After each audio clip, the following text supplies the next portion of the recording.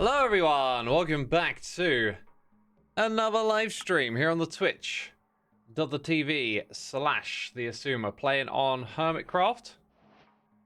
Do not remember where I logged out, let's find out. Yar! Right here! After I finished making me record for Scar. Yar! And I haven't seen Scar online since. How disappointing. You're still dancing though. Yeah. Bananas in chat from Decana Heaven, Digital Chaos Billman 68, and a happy pancake. Thank you for letting me know that we're live. Welcome to another stream. Heart Gamer's here. 32 months. That is half a stack, isn't it? Gotta hold on to this for whenever Scar's around and I bump into him. So I'll keep it in my inventory for now. As for the other stuff, I guess we got everything we need to continue digging. You may notice with these streams of late that I am just working on the same project. Not much else going on. I'm kind of just taking a bit of a break at the moment. Not sure for how long in total, but yeah, you're pretty much seeing most of what I get up to on these streams. I'm just slowly digging away this hole. We got more peeps tuning in. We got J-Mac thrown into bananas. Thank you, my dude. And to everyone else tuning in, lots of hellos, lots of highs. Welcome, welcome, welcome. We got some new music today, peeps. I'm really stoked about it. We're listening to Troll Slayer. And we're starting off with this album, Thero, which I'm very fond of. I really like the vibes. Oh, do you know what we might do today? We might take a trip over to Keralis's and trade with his villagers and maybe start doing a little bit of building here because he said I could trade with them. And we could actually just start to build some of the stuff down here. Which I think would be a nice little motivator to see something aesthetic going on, you know? I think what we said we were going to do last time, yeah, it was dig down upwards. So, like we're going to go like this. Yeah, there we go. Right, now I know what I'm doing for the beginning. Maybe we'll head over to Keralis in a little bit. Peeps are still tuning in, so hello to everyone saying hello. Nice music. It really is. It really is. I checked out a few of their other records as well. There's quite a bit of variety going on. Oh man, the game sounds feel so loud. I'm gonna turn them down a little bit. I want to focus a bit more on the music. So, to anyone watching on the second channel, links are in the description box if you want to check out the music. And I encourage you to come back to Twitch on the 11th. So our next stream will be the 11th. That'll be a Thursday, right? And I got something I'm so excited to play. I so want to talk about it, but I'm just going to wait until I do the stream. So I found something that is right up my alley. And I'm going to do a variety stream on the 11th on Thursday. We're going to stream again on Saturday, probably in the evening. We'll be back on Hermitcraft. And then I'm going to do something on Monday. And you know how me and plans go, like something always manages to get in the way, but hopefully I'll be able to stick to this because I got a lot of stuff going on that's all going to just like line up. So I want to keep it all together. On Monday, hoping to do like a variety stream where we play a bunch of demos. There's like loads of demos for interesting looking games, and I thought we could play a bunch, and if one of them we really like, we might do some more streaming on it. But yeah, that's my plans for the next few days. So definitely come back for the Thursday stream.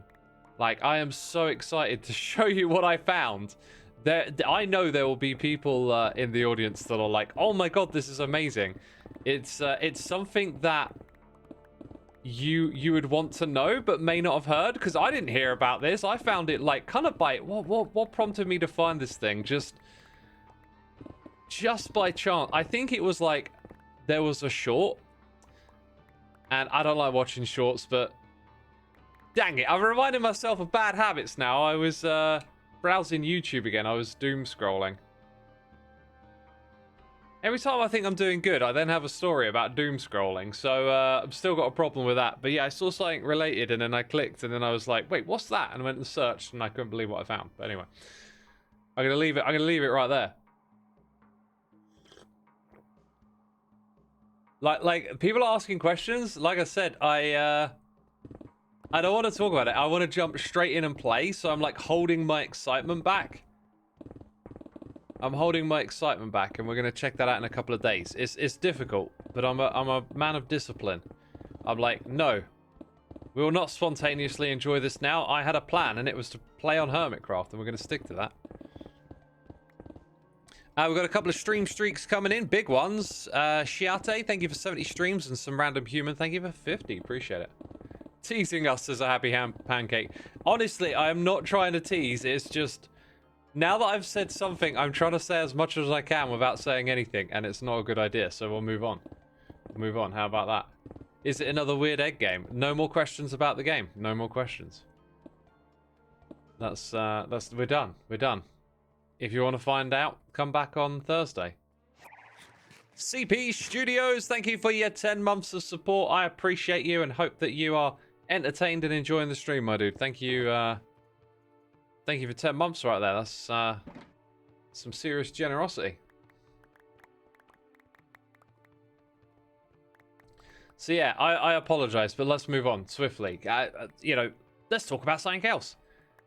I think I mentioned in my last stream that I heard something about this Lego controversy, and I think I found a video that like brought me up to speed on what was happening, but I wasn't entirely sure I was getting the full picture. So for anyone who knows, please enlighten me. But as I understand it, there is a man who is old and sick and has collected Star Wars Lego throughout their life, and has like the largest collection worth 200,000 or something.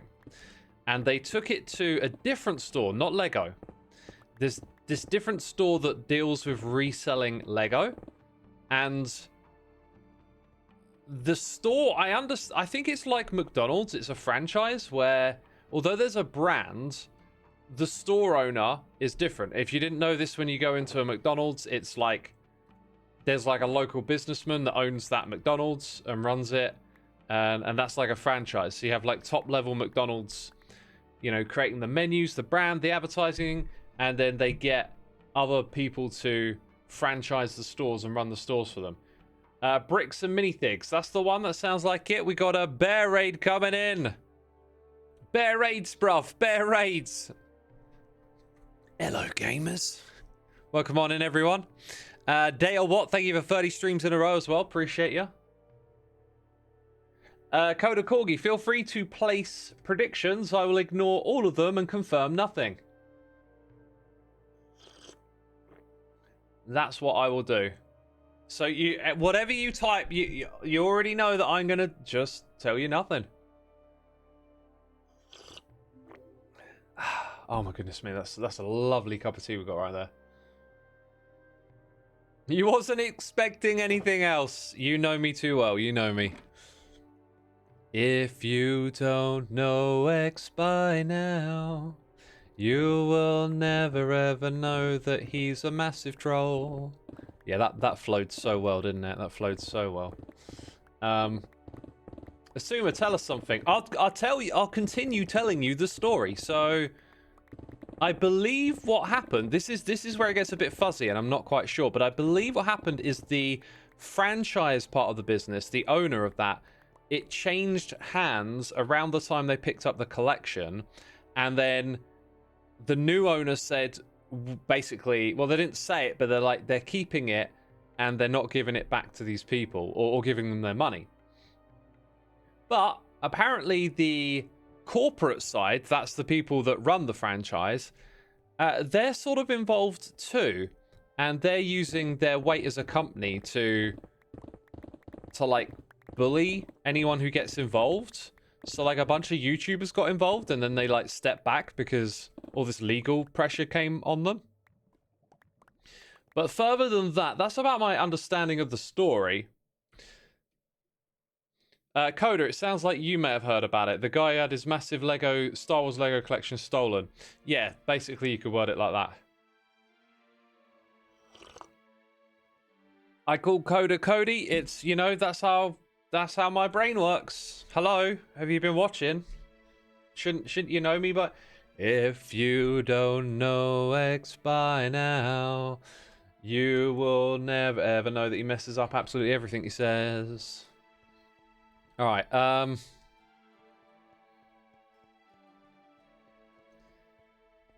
it's happening in Utah, which is where you live. Alright, so it's like, because it's a local thing, you might be a bit more exposed to it. People in the hood, in the neighborhood, are chatting about it, right? Maybe? I don't know. Eli says, I have over 100 nicknames from X now. Yeah, exactly. Part of the perks. Don't get that anywhere else, do ya? Kind of looks like we're done with digging at this level, maybe a bit over here. Let's go a bit higher again. Maybe start to do something over here? Where are we got to go dig next? Like, oh, wait a minute. Oh, wait a minute. It goes all the way up here, doesn't it? We got a lot of digging to do, people. A lot. Yeah, I'm going to go up to this corner and start taking out this area next, I think. Seems like a sound idea. It's very difficult to navigate, but I did it successfully. In the hood, says Ellie. Yeah, in the hood, you know, the neighborhood. Don't you live in a hood? I live in a neighborhood. There's other people that live here. That means you're in the hood, right? That's what those rappers have been trying to tell us. We live in a hood together, you know? Just in case you're unaware. Right. I'll go over that way a couple of blocks and then continue digging down. There's this part of my brain. There's this part of my brain that like wants to make a neat like layout or whatever. And I with time I grow more and more annoyed with this part of my brain. Today I had to do some like online shopping and like decision making, and it was like the last thing that I ever wanted to do. And I realized that sometimes I'm like that in Minecraft. It's like you got to figure out where this thing goes and how you connect it to that thing, and my brain gets all fussy about the if, buts, and maybes. Will this work? Will it won't? What if I need to do it differently later? Like, that's a me problem. That's a like, my brain finds something to worry about, you know? It's annoying, my brain. God, you don't want this brain. Gets everything wrong. You never heard the term the hood applied to Utah? I mean, I was trying to say neighborhood and hood just sort of came out, but yeah. Oh my god, that's what that means. I didn't even think it was the meaning. Ellie, for real? I mean, I guess it's possible to just hear it in the context that makes it feel like it's something else. I don't know. But yeah, like hood is short for neighborhood. That's literally like what that term means. Just means neighborhood. Obviously, in rap music, when you talk about the hood, they're referring to perhaps a type of hood. One that requires referring to because of the nature of it. So it gets you know, its own little bit of slang or whatever you want to call it. But like, yeah, that's what that is. I have X saying my name wrong over and over again. To him, I am Eli Mookie. Yeah, I've said it so many different ways. You know, it's a feature. It's a feature. Ellie, it's a feature. You know. Speaking of Ellie Plays says, I was just confused and thought, why are we talking about hoods or a hoodie? Well, I don't think hoodies are referred to as hoods. Well, actually, you do put on a hood, so maybe that does track, you know.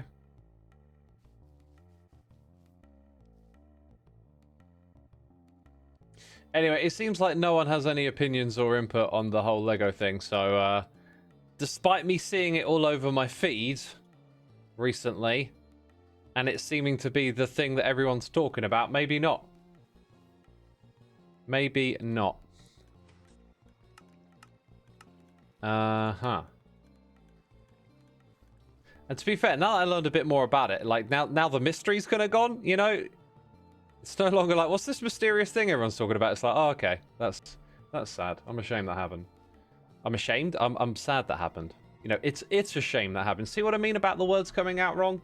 I know I was trying to say something, it just didn't make any sense. To me or anyone else.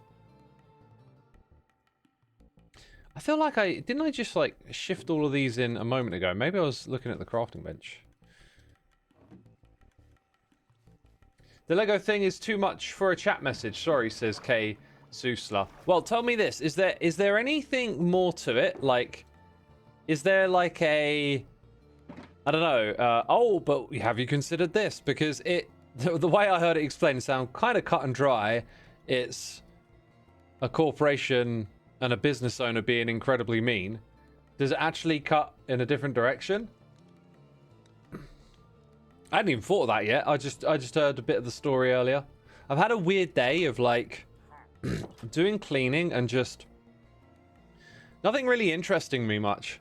I was like skipping through a bunch of videos, trying to listen to this audiobook. Like, I think sometimes you just go through periods where like your mind isn't going to latch on so much, you know? It's weird. It goes deeper, police corruption. Oh yeah, they mentioned that, right? And then I didn't listen any further. I got the gist. I got interrupted. I started doing other things, and I was just like, you know, I got the gist of it. I'll leave it there for now. But okay, so the cops are in on it. So now, why would the cops be in on it?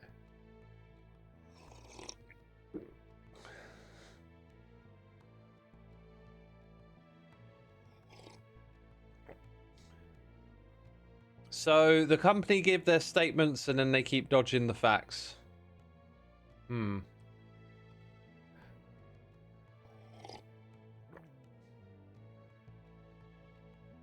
Oh, okay. Apparently the Mormon Mafia might be involved. Dang. Yeah, this sounds like it turns into a rabbit hole. Corporate greed, yeah. I always find like corporate greed in certain circumstances a little unusual. Like, this sounds like there's like low-level people involved in the greed. I can understand corporate greed emerging when, you know, it's like big corporate boardrooms and decisions being made that aren't close to people, you know. You know, making layoffs at a company, for example, to keep profit margins up. I mean, that's like corporate greed, and you can understand how the detachment allows it to happen. Sometimes the stories are a bit more like personal. This sounded like, you know, there's people on the ground denying this person their Lego collection back after they've got it back. And it's like, if you're like a store owner and you have to face people directly involved that you've taken this stuff from, I mean, that is, to me, that's not corporate greed. That's like being a horrible person who will just do that, you know what I mean? So it's really hard for me to imagine how like corporate greed can manifest at that like person to person, face to face level, unless it like needs people that don't care. They're just like, oh cool, we're ripping them off. Okay, I'm down with that, you know.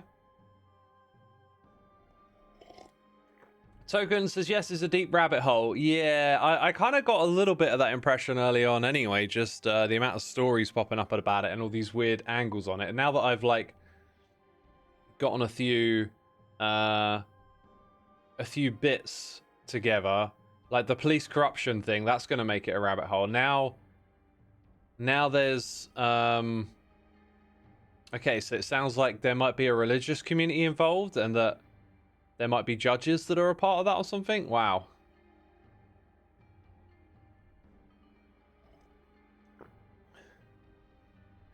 Disney sends cease and desist orders for bakeries using their characters, I've heard. Yeah, that's them protecting their intellectual copyright.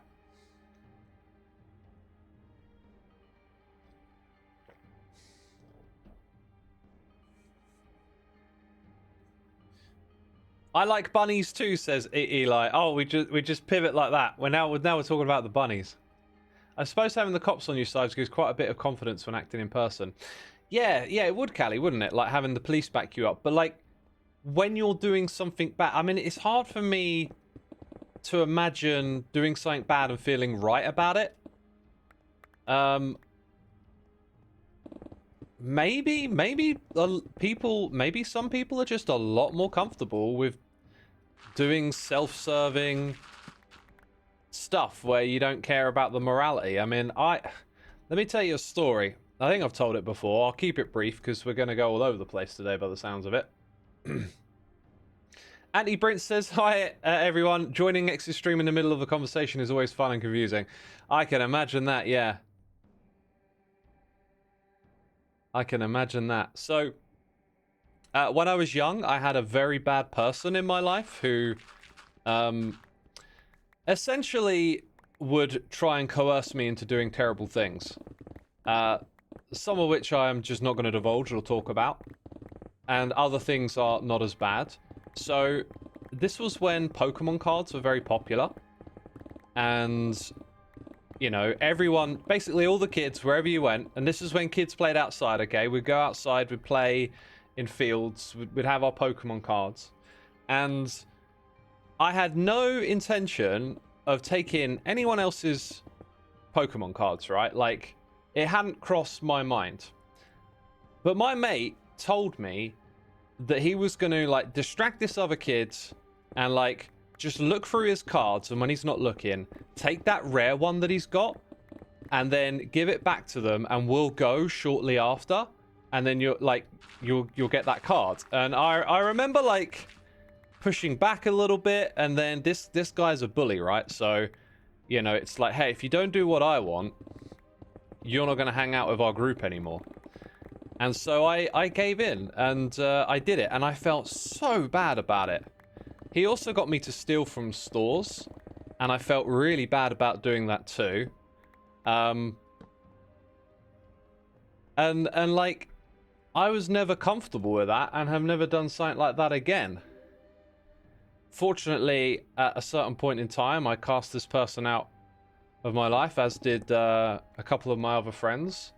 And yeah, just didn't do things like that ever again. But, like, I guess some people are, like, comfortable maybe with ripping other people off. Like, there's that moral voice in your head, right? I've always believed that, like, empowering it is better for you than ignoring it. And so it's hard for me to conceive of a situation like this where people who, like, aren't even gonna, like, profit from or gain anything from ripping this person off are just gonna go along with it. Like, that's mad to me. That's why it seems so absurd. Some people don't just see it as a wrong thing to do. Maybe, but, like, my gut says that, like, maybe they do, but they find a way to, like, rationalize it or reason out of it.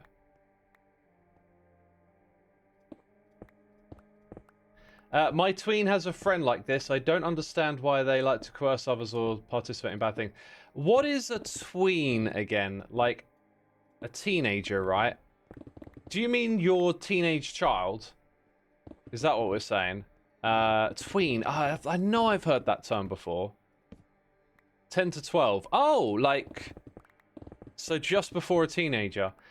Yeah, it's weird, isn't it? Okay, so the fact that you know your kid is doing that, that's good. Like, if you're aware of it. I wish I could say something of value to maybe help in some sort of way, but you know, I don't know who you are or anything, but, like, my parents did not see that behavior at all. They couldn't see it. It took years of trying to explain that that person was the bad person for it to, like, settle in. It was almost frustrating how many times I had to remind my parents that no, that's the one who smiles at you and says all the nice, polite things, and then behind your back does everything awful, you know? Anyway. Yeah, some kids are like that. I mean, the thing is, when you're that age, you kind of see it as, like, you're young, you're naive, you're working things out, like, you're growing, you're gonna do some weird stuff, you're gonna get some things wrong, but then, like, maybe some people don't grow out of that behavior, you know? Maybe some people like to scheme. Hopefully not. I don't think it's the bulk of people. I think it only ever takes a few bad apples, you know? X used to be with rotten eggs, says NHJ.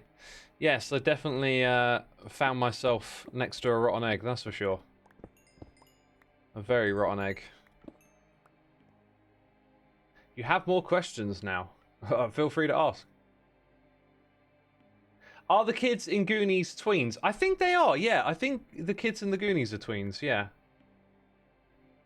Very true, X. My younger teenage brother has a friend like that. Lucky the friend is blocked now. That's the thing that I hope. I hope, you know, like, you identify who that person is and like, help them get away sort of thing, you know? Because it can be hard to identify. Like, this person was all like, you know, smiles and saying the right things around the adults, and then would just completely change when the adults weren't around, you know? So they look like the smart, the good one. Ugh.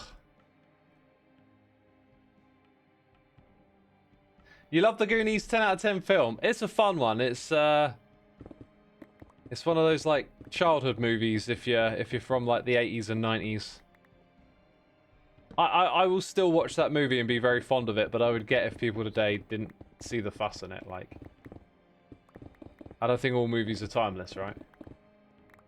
Why don't I put the torches on the wall? I don't like leaving torches on the wall, I think that's why. That's just like an irrational thing that I'm doing, you know? Okay, so we're talking about two-faced friends. Okay, I'm with it now. It's been a long day. My brain is not braining. Yeah, I mean, you could say two-faced. Yeah, that pretty much probably is a good descriptor. But like a very bad influence. Someone who was just trying to like manipulate and coerce myself and others constantly. And was basically a blight. And long time, you know, not a part of my life, but definitely left a scar on it, that's for sure. Like, I think if I saw them again, I would quite possibly have some sort of, like, panic. Like, momentary, like, you know, your chest tightens up, feelings come rushing back, that kind of thing. But I don't think it would, like, affect me for that long. I think I would then just remind myself of, like, how long ago that was and how far I've come and, like, how really I don't need to worry about any of that anymore, you know?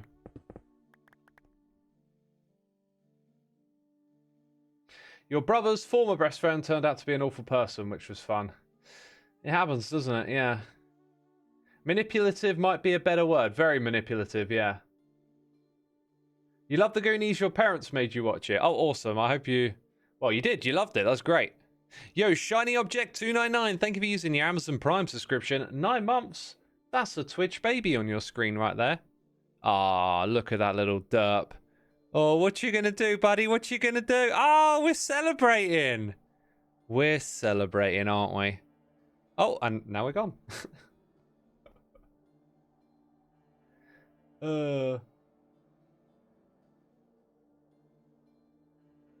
Coda says I will be in therapy like that for the rest of my life because of someone like that.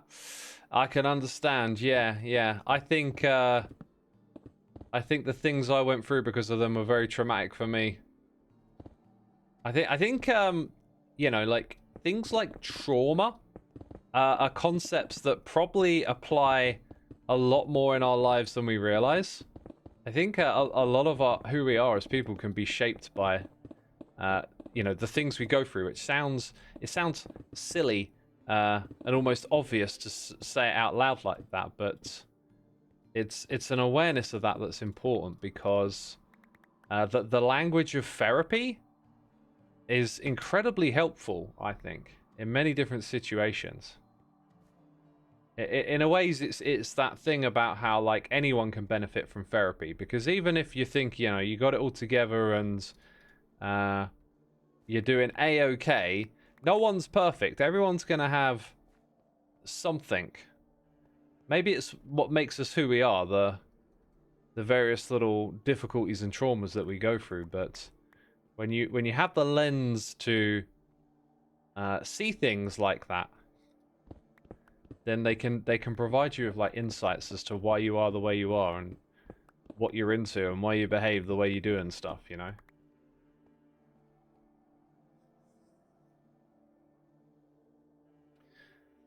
Let's see. That was cute. Yeah, it's a very cute little animation, isn't it?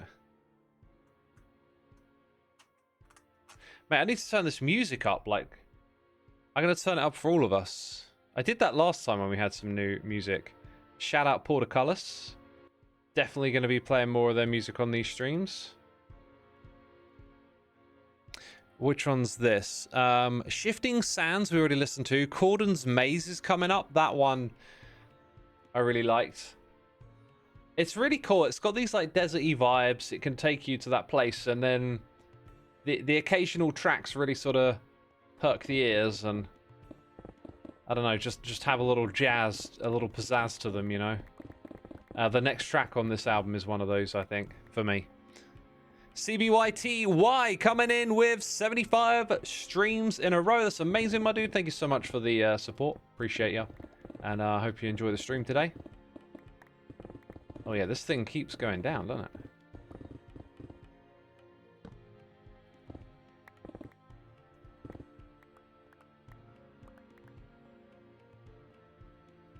Music is your therapy, says Maverick Bluefire. I like the saying, but is it therapy or is it escape? Therapy is... I could on any different day of the week I could say many things about what therapy is or isn't. But I would right now I would say that therapy is about like confronting yourself. And I would be the sort of person to say music is my therapy, but actually I feel like music was more like a comfort zone, I guess. Like it was my way to do you know what? You know, the more I think about it, like, for me, I think listening to Henry Rollins and his music was like therapy. There are there's some music that's fantastical and escapism, right? And then there's other music with lyrics that tell you things.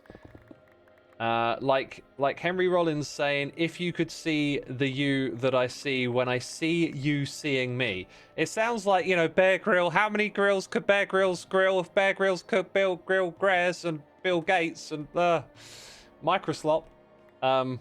It sounds a little bit like one of those tongue twisters, but like I'll say the lyrics again. If you could see the you that if you could see the you that I see when I see you seeing me, you'd see yourself so differently, I assure you. And I love those lyrics because a lot of his lyrics are about, you know, confronting oneself honestly. And I think he's basically saying like, you that negative voice in your head, that isn't you. And I see you as someone come in to my space to like, not that my space. Oh my god, shut up, chat. That's the imaginary chat in my head, because you probably just realized chat can't respond that quickly, right? Basically, you know, it's very easy in this life to have like a negative opinion of yourself, and no one actually ever really sees you like that voice in your head. That's not how people see each other. But yet we have this really strong negative talk, you know. And so that was therapeutic.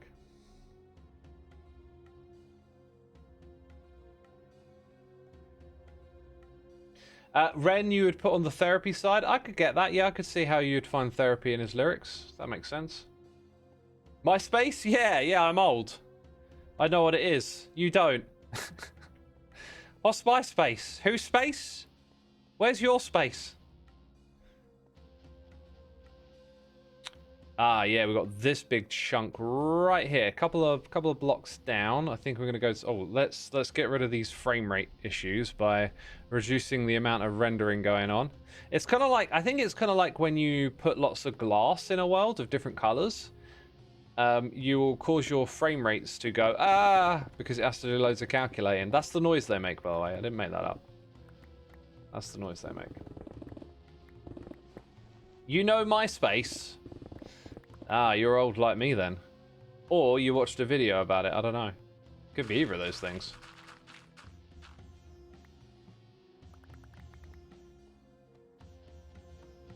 Nothing like clicking on someone's page and getting music blasted. Yeah, I remember that. I was just thinking, like, I don't really have any kind of nostalgia for MySpace. I was on it for a little bit. I think MySpace sort of prepared me for Facebook, and I wasn't on Facebook for very long, and then I just deleted it. I was just like, I don't like this. I'm off. Actually, yeah, that was an interesting point of like me and social media. I quit Facebook in like 2010, maybe 2000. No, maybe even sooner than that, like 2009, 2010. My last memory of like properly being on Facebook, I think, was when Michael Jackson died.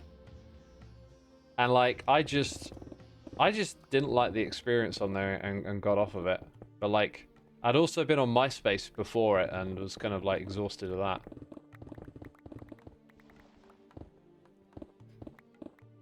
But yeah, like people are talking about quitting social media these days, right? I mean, I'm pretty much quit. I'm on Twitter and Blue Sky for work purposes, and that's it.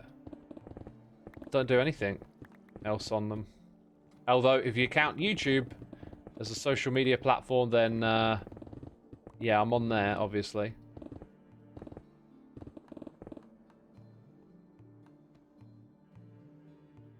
These young'uns, they don't know the trouble of being 80% into a download of new music single, and your mum picks up the phone and the download fails. Yeah.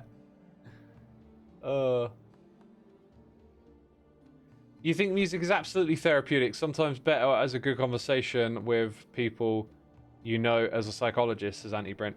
But what you'll notice the more you watch me like hang out here and, you know, listen to me talk, you'll notice that I always go to the opposite of something, right? Like, I always like to challenge whatever the notion is. So someone says music is therapy, and immediately I think, like, well, wait a minute, like, is that therapy? What if you're just escaping into music? And music can be very escapist.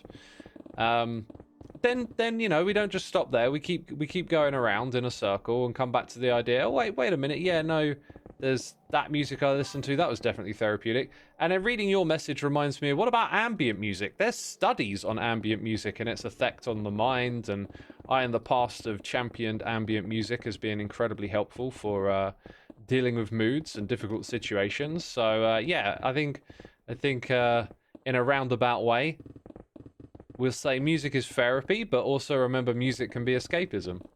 And like, you have to use your own tools, your own critical thinking to figure out which one it is for you. And it'll be different based on what you listen to. All right? Shah Slab, thank you so much for 50 streams in a row. Wow, big numbers. And 4 months of support. Appreciate you. Thank you so much for continuing to subscribe. We got Nix the Night coming in. 7 months. 7 months. Thank you so much. These young'uns don't know what it's like to record music on a cassette whilst listening to the radio. They don't. What's a radio? What's a cassette?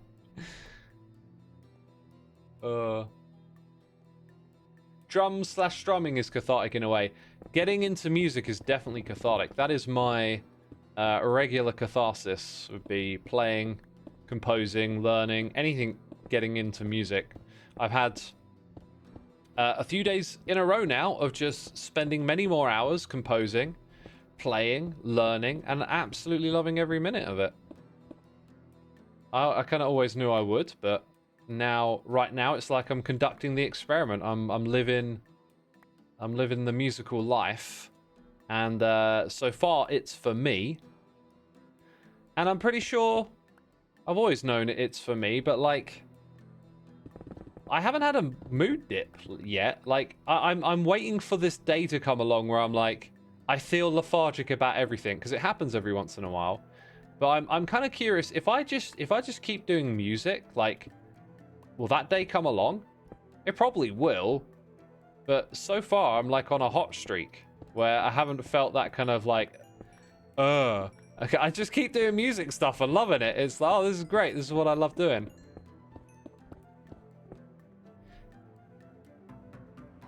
Okay, let's collect all of this. I think I'm going to go back to the storage room again. Cassette is those things you use to hold pencils. Do you know what? People used to do that, right? They used to use cassette holders to put other things in. Your old school music memories are ripping CDs into iTunes. Yeah, I got some memories like that. I'm of the Napster MP3 era. I'm a little before cassettes. Hey, if you saw the Imp and Skiz podcast, right? And you know that X is a bit of like a fussy brain. They asked us what our like first records were, and I couldn't remember, and it's been annoying me for weeks. And then I think I've kind of remembered what it is, right? It's one of two records, right? My first record, I'm pretty sure, was either Michael Jackson and the Jackson 5, like a collection of all their greatest hits, kind of the old school stuff, like nothing from Off the Wall. Everything is from before Off the Wall. Or it might have been History, which is Michael Jackson's mid-90s album, which I really love it. And the first half of the album is actually greatest hits, and the second half is like the album. So that's such a good like way in, because you get all the greats and then you get a bunch of new stuff too. That's such a good like first Michael Jackson record for like my generation. But yeah, I really couldn't. I rattled my brain a lot, and I thought if it's anything else, it's not something that survived my record collection, which I haven't gone and looked at, and I could probably go and actually physically look at it if I wanted to. You've been re-listening to MJ recently. You grew up on Thriller, the album. I have too. You know, the movie came out. I saw the movie. Now I can't help but like listen to some of the soundtracks and stuff. Like that's how it goes, right? That's always how it goes. You get pulled back in by something. There's probably a lot of us doing that at the moment. And as I expressed in a previous stream, for anyone who's not a fan or hasn't like grown up with his music, please do go give yourself the chance to hear him the magic, because the man is the myth and the legend. Like his talent is just whew. Like talent is earned. I think like what I mean by that is if you go, oh, look at them playing that instrument, they're so talented. To me, I think like we know what people are trying to say, but if we think about how it comes across, what annoys me about saying something like that is that it perhaps suggests that you're born with something, and I don't think anyone is. Like, do you know, like some of you tell me I'm good at guitar, okay? I can't say that because I'm incredibly critical of my own playing and always will be. I will say that I excel in the ability to play along and completely and utterly enjoy it, but how good I am, that's up for debate. Like, it depends on how much you want to critique my technique or whatever. Anyway, but like I read my comments and some people will say, oh, you're so talented, and I think I'm not.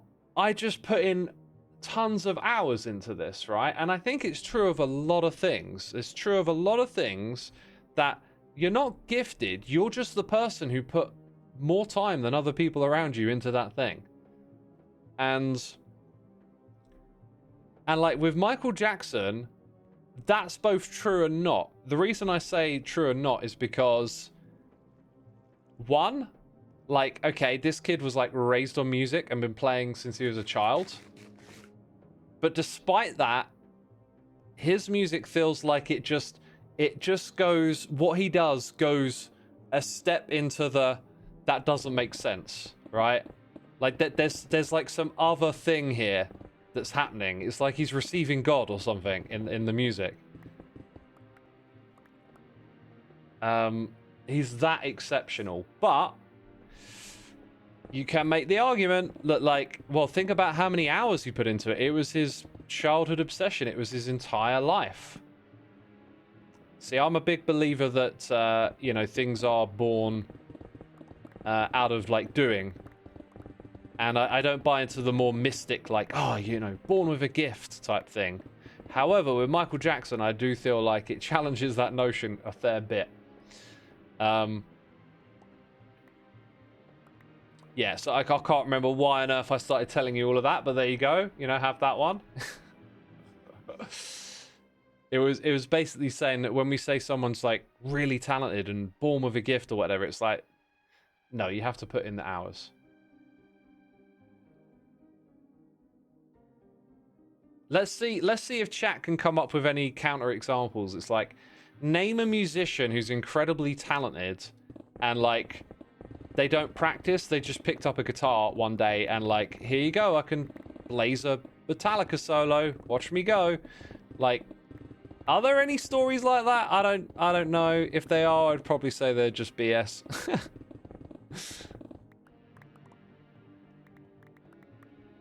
You have two characters who are kind of like that. Both are warriors who are raised in a warrior culture. Tess is more skilled. She's trained her whole life, so her fighting skills are impeccable.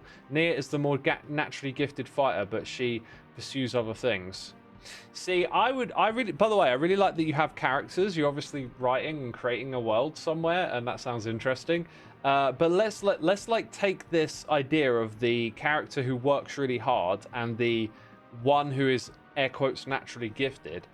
I think it's obvious that we can be inclined, maybe genetically or just through some other means, towards particular things, understand them easier, have a way with them that means we don't have to put in as much time. It's not a flat playing field. It's not like everyone has to put in the amount of time, but the naturally gifted fighter has to put in time too as well, right? Just less time. And sometimes something like that can be because of like not knowing what to do. I have a hunch and a feeling that the way that I like play guitar and practice is probably not optimal for like learning and getting really good. And I don't really know quite what that would be, but I've had glimpses of it recently where I've been watching a lot of music content and like watching practice videos of how other people do stuff, and I kind of realizing that perhaps the way that I do things isn't particularly smart. Like the better you can train at something, if you, it's really easy to understand, isn't it? Really, like you're going to learn an instrument. I'm going to give you a coach who's, you know, average, not very interested in teaching, but does it or whatever. Or I give you the person who's the most experienced, the best at this in the world, and they'll tell you all the things to do when you train. We all know that you're probably going to get on way better and become a better player with the person who shows you how to like train really effectively and stuff, right? At anything, really. Like, the smarter the training, the more effective it is. It just makes sense. You'll learn it better. You'll become better at it. So I've been thinking a little bit about that with my guitar playing.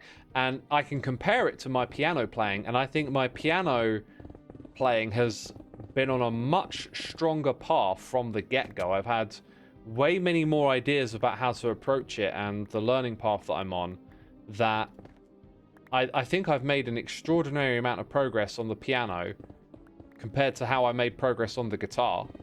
I've been able to go like straight in, learn songs, learn musical theory, do so much more with the piano, but it comes from me being at a place where I kind of know that training smart is a thing, and so I'm doing things very deliberately. Like the other day, I had a real like kind of like flow day where everything clicked, and I played for like 45 minutes, just really enjoying, and I could have kept playing, but I thought, okay, right, that'll do. Today the playing was kind of a bit sloppy, and I kept getting things wrong, and so I cut it off after a while. I said, okay, 20 minutes, that's good, but I think I might be reinforcing some bad habits here, so I'm just gonna take a break for now, and might do a little bit more, might have another go at it before I go to bed, we'll see. But yeah, like that's that mindset now to like train smart, and I maybe need to apply that to guitar. But this is like, again, about that whole like nature and nurture and being born with something. It's like you got to work for it. Maybe some people don't have to work for it as hard because they've got like the absolute best knowledge around them to push them in the right direction or whatever. Noble says, I'm kind of naturally gifted as an artist, which feels weird because I've been drawing for like 15 years. So I think it's a mix of skill and natural stuff, but that's just my 2 cents. Well, Noble, what I'd ask you is like, is the way you do art, are you just naturally pulled into it? Because a lot of things we're good at are led by passion. And not a lot of people are like, I'm really good at playing music, but I don't like music, right? Like, when passion can lead you, it allows you to put in that time effortlessly. It feels like you're not really working for it. When I play piano and learn piano, I am not studying for a test. I am not working a job. I am not like learning a skill so that I can put bread on the table. I do it out of passion, you know, and that's a huge motivator. That's a real easy way to get into it because you want to do it. It's fun. You love it. It makes you feel good. How bad is it to know nothing in music theory if all I want to do is cover guitar songs? Chicken, you should just play those guitar songs, right? Like, be smart about what you do when you're learning. If you're going to cover guitar songs and you start to enjoy it and you have a good time, maybe just look up some technique videos or get some advice on how to play a little smarter or whatever, right? Like, I don't want to push you into a particular direction. You have to kind of figure it out for yourself. But, like, the side of music theory, you don't need it to play songs and enjoy them. But it can enrich some of that, because where I've been on my music theory journey lately, I have been studying songs and learning what chords are in them and how they connect together and how the melodies are composed. And it is just the most beautiful thing, because I then get to step back from what other artists have done, think about their ideas, and sort of approach them sometimes like quite purely, like, okay, I'm going to do the same thing again, but like start somewhere different. And other times I throw a little bit of my own ideas in the mix, and it's a beautiful, beautiful tool for letting you like really understand what's going on in the music, because it's a language for it. And then when you understand the language, you get to learn from other people and what they're doing. There was this one song that had a progression in it. It was Matt Ullman's Tristram, right? It's got this particular progression in it. And there's something in classical music called the Devil's Interval, which I think is the sixth. But it's an interval that has some dissonance, and people say, or said back then, it's the sound of the devil, and so a lot of music avoided it. And Diablo, the song is like trying to evoke a lot of kind of mystique and a sense of, you know, perhaps not...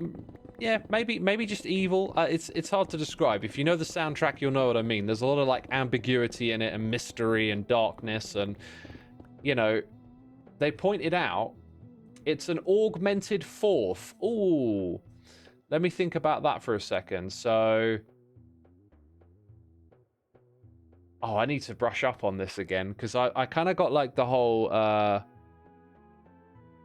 So you got your intervals that are like major and minor. Like a minor third. Oh, I really need to do that again. It's like, I can see it in my head, but I don't know how to explain it. And I know that when you do an augmented... Let me make notes. I'm gonna go back to that after the stream. I want to make sure I learn this stuff again, right? Like, I'm still learning a lot of this, and the language helps so much. Just making a note here. Yeah, I need to just brush up on that. Isn't it like there's a little bit of a calculation to it? Like, it depends on what... So the intervals, you read them off of a piece of sheet music.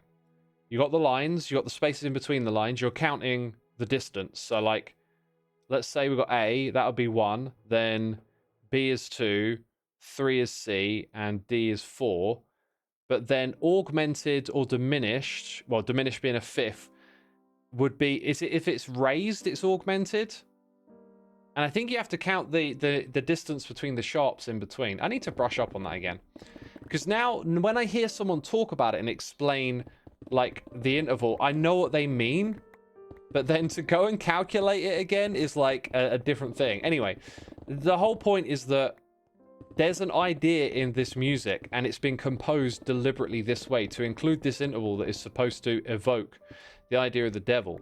And that then becomes something in your musical understandings. When you go and compose and you're trying to evoke that same thing, there's like this little thing you can remember. What if I use this interval? And you can try it out, and it might do the thing you want it to do, and it might not. Another one is like learning how to resolve chords is really interesting. I was doing some of that on the guitar earlier, and I'm still new to all this stuff, right? But like I wasn't entirely sure what notes I was trying to find, and I was getting close to them, and I just managed to sort of go through the notes one by one and sort of felt like I think it's here because of these notes grouping together, and then, you know, I programmed it out, I listened to it back, and I was like, yeah, that's it, that's the resolution to it. Wow, I'm just reminding myself that I both need to and want to get back to studying more of the basics again. Like, I really need to drill them in, and you don't want to stop and have to think everything through like I did just then. You really just want to like power on when you're doing this. But I've been loving it, man. I've been doing loads of little experiments and composing, and I'm sort of seeing how slow and inefficient I am in some perspective, but then I'm enjoying it so much that I'm happy to do it, and then I take that, like, that sort of slowness, and I go back and I go, right, let's learn how to do this again, and I just keep working on it. And now some stuff that I can do with chords and putting them together is probably really quite easy, and I'm already like thinking ahead. I haven't taken the time to look back and go, actually, I've learned so much right there. Like, that's super helpful. Like that little thing, that little ska song, if you listen to it in my episode, the remix that I did, that took me, that was so quick. I just went, don't think about it, just do something. And I did that little melody. And do you know why I could do that super quick? Because now I understand where all the chords are on the keyboard and how they connect together based on what scale you're using and stuff. And like, it came out so quick and effortlessly. Whereas I would say a year ago, I would have been tinkering around for a while to come up with a melody like that. And now I just know where to go because I've been learning about music theory, and it's so good. It's so cool. And remember, people, music theory isn't rules, it's language. You know? It's language and ideas. Because I've understood the language, I now know the concepts. And they're talked about through this language, and so you learn what the concepts are, and that just like informs your writing and your imagination, and it's so pleasurable, so good.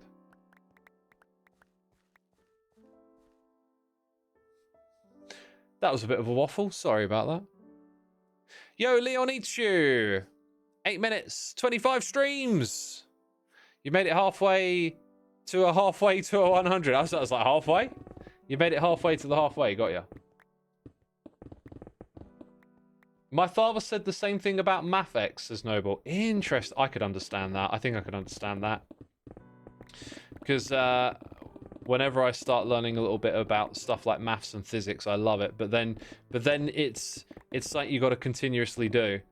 And I never find myself in a place where I'm like, right, I'm now going to study math and science and all this stuff, right? Like, I did electronics a little bit last year. I went through this phase of just like taking some time to study some stuff just to see if anything out there like really piqued my interest. And with the electronics, I started getting my head around like voltage and watts and all these cool concepts, and then like I don't study it for like a few weeks, and then it's like all fuzzy in my head, and now it's like just dead. It's like I don't understand any of it again.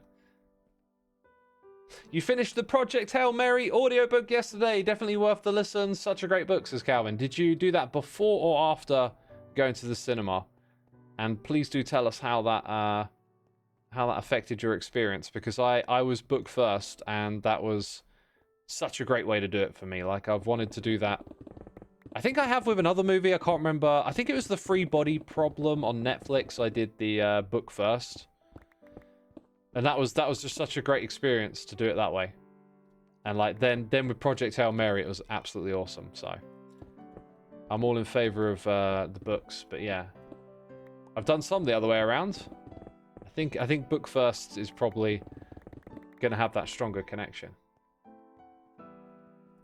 Sephiroth says, I wish it was easier to learn things in general. Yeah. Like, do you have something that you're really passionate about that you've tried learning more about? I feel like passion makes things easier, but then not everyone is great at learning. Some people are like can like learn stuff and they're not even that passionate about it.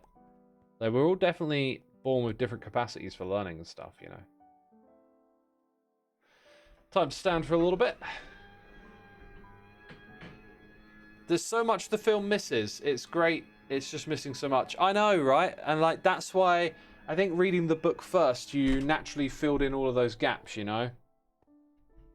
You're adding Artemis to the list. Is that one of the other books that he did?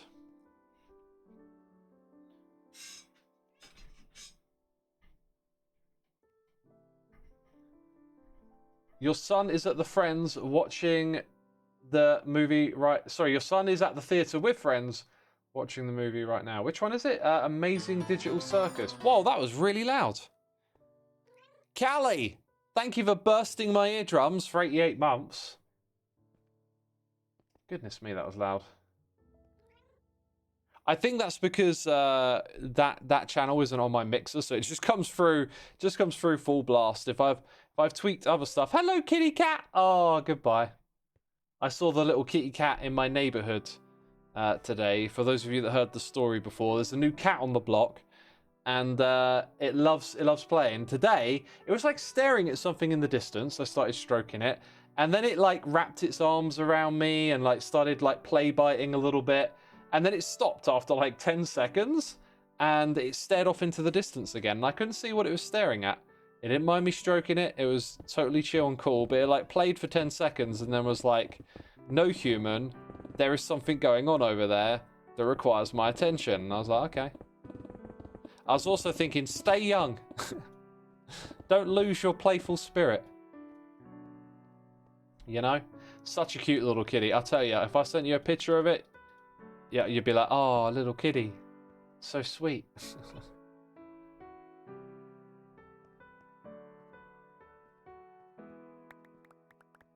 Don't lose your whimsy. Yeah, don't lose your whimsy. Hold on to your spirit. Hold on to your curiosities. You know that those childhood curiosities. Don't let go of them. Those are where the joys are in life. Do I have any pets? I don't, but I think one day I will definitely have a dog. Maybe two. I don't know when that'll be. It might be in 10 years. It might be longer. But I think over the next 10 years, I'm going to travel a lot and see the world. That's kind of like my goal. And if you have pets and stuff, that's a commitment, you know, so you can't travel as much. So I feel like I need to get traveling out of my system. And then as for health and fitness, like, I don't think dogs get in the way of my lifestyle. Like, I go for walks 3 times a day. They'd love it. I would have to get a big dog, I think, because it would need lots of walks, and so would I. So, would be a walking act. A walking duo, you know? The cat distribution system works well. I want to do a cat thing in a future Hermitcraft season where I deliberately set it up so that we can just have loads of free roaming cats all over the place. I think it'd be funny. What would you name the dog? Henry. I actually know what my dog's name would be. Can you guess why?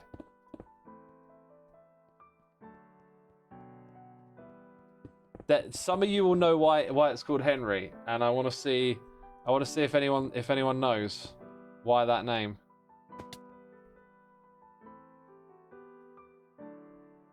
Hey, Invader Process, you got it. After my favorite musician. Technically not my favorite musician, just a musician, a person of incredible influence at a time in my life when I really needed to hear what they had to say. I'll be forever grateful to have found their music and all of their audiobooks. I don't know if you call them audiobooks. Like, he was like a little bit of a trailblazer in a weird way. Like, he did audio albums. He would just go to places and talk. Like, it's almost like podcasting before podcasting. Like, he would just get up on a stage and talk to people, right? And people would come and listen. He was a great talker. And I have like hours of his records that he did. If ever you're curious, right? If ever you're curious, read what people have said about his book, Get in the Van, right? And if it piques your interest, if you're like, oh, sounds like something I might like, give it a listen. Give it a listen, and maybe you'll get pulled into his world. I got pulled into his world. I listened to everything, like, back to front, over and over again. That's what I miss, man. I just realized it again. I say it so much. I'm a broken record. I miss really enjoying stuff and getting stuck into it, you know? I just watched that, what was it? Mad Max for Furiosa Road, and I was, like, brain dead the entire time I was watching it.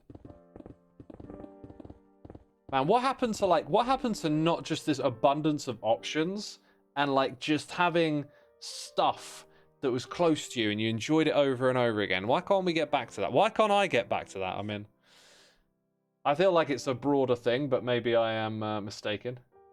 Have I ever considered a Ren dog? Oh yeah, I didn't say it. Yeah, no, I did say it. I called my dog Henry. Yeah, after Henry Rollins.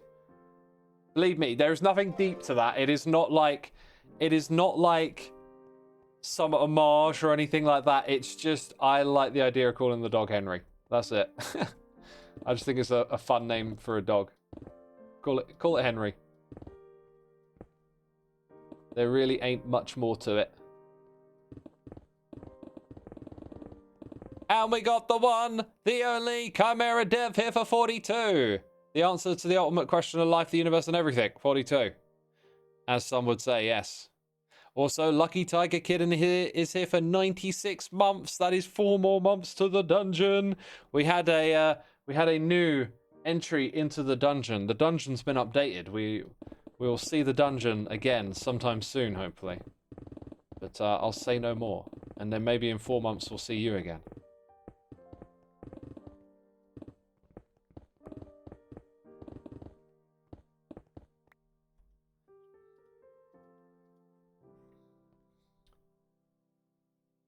The Lord of the Rings. I could watch that film for the rest of my life, says Ellie Plays. Yeah. I think maybe what I needed to do today was listen to a lot more music. I kept, like, reaching for audiobooks and stuff like that and just not really being into anything. I just do so much musical stuff all the time at the moment. It's like I don't want to burn out or anything. Oh, we're now listening to Troll Slayer Plays Piano, which, by the way, I had not listened to that much. Like, I'm kind of hearing most of it for the first time right now. It caught my ear, though. It sounded really interesting. A little bit classical, a little bit jazzy. Thomason, thank you so much for 15 months, my dude. Glad to have you back. Thank you for subscribing again. Subscribing. Saying it all weird now. What's my voice doing that? It's going up there. Why is it doing that?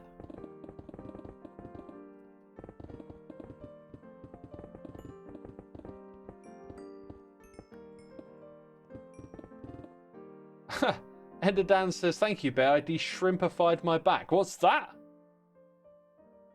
Oh, hydration check. When was the last time that I drank water? A while ago. Although I tend to, this time of day, I tend to stop drinking water. Closer it gets to bedtime, I just, I ease up on it.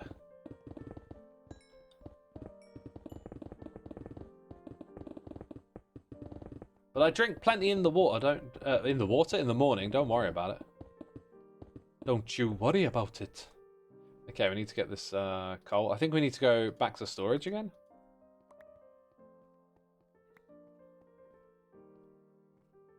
Maybe not just yet.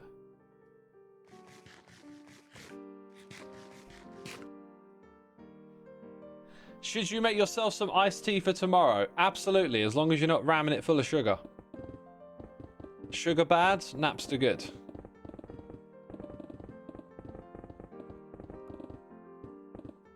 Speaking of water, he had a dream last night that he went camping and Doc was there and he poured cold water on my feet when I was trying to sleep. That's weird. Isn't there that myth about like putting your finger in a glass of water makes you wet yourself while you sleep or something? Maybe it's like that. But like times 10.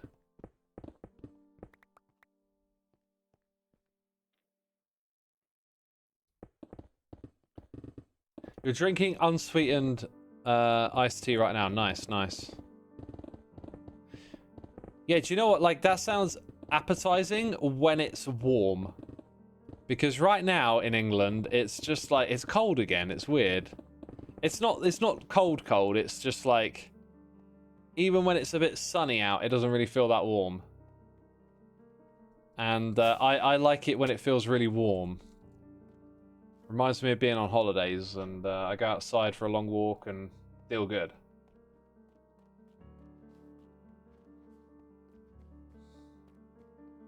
Have I seen Water Talk, where people make different desert water?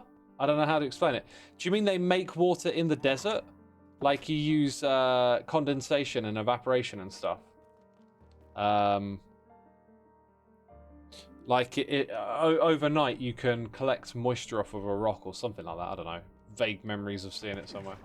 No, desert. Oh, you mean dessert? Desert Talk. No, but wait, you said Water Talk. Different dessert water. I don't know what you're talking about now. You went camping last week. Nice, nice. I was watching some of my what do I call it? Like bushcraft before going to bed to like wind down. I was watching some of that, and I found a video of a guy who's like camping in the canopy of a massive. I'm talking like a bigger than a New York skyscraper, maybe not that big. Tree in like the Amazon. Just this absolutely incredible. I mean, I'm gonna say structure, but it's not a structure. You know what I mean? But just the enormity of it makes you think of that. Like huge, huge tree. And this guy was just camping at the very top of it in this like floaty tent thing where you like hook up three corners of the triangle to the tree and like hang out in the middle of it. That was wild. That was insane. That was some camping like in a wild, wild place. Do we put regular tap water into your boiling tea so you don't have to wait 2 hours for it to cool? Sephiroth. Yeah, I've done that on occasion with coffee and tea. It always like dulls the flavor a little bit, in my opinion. But on occasion, I've like had to. Maybe you like you're making a cup of tea and then you get a message. Oh, we're gonna be there early to pick you up or whatever, and then you're like, oh dang, my cup of tea. I want to enjoy it. Quick, cool it down. Like I've done that on occasion, and it always dulls the flavor a little bit, is my experience.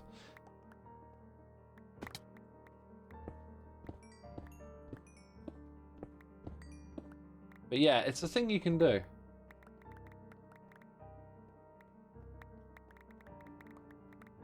Right, I think I might have dug a little bit lower than I needed to over here.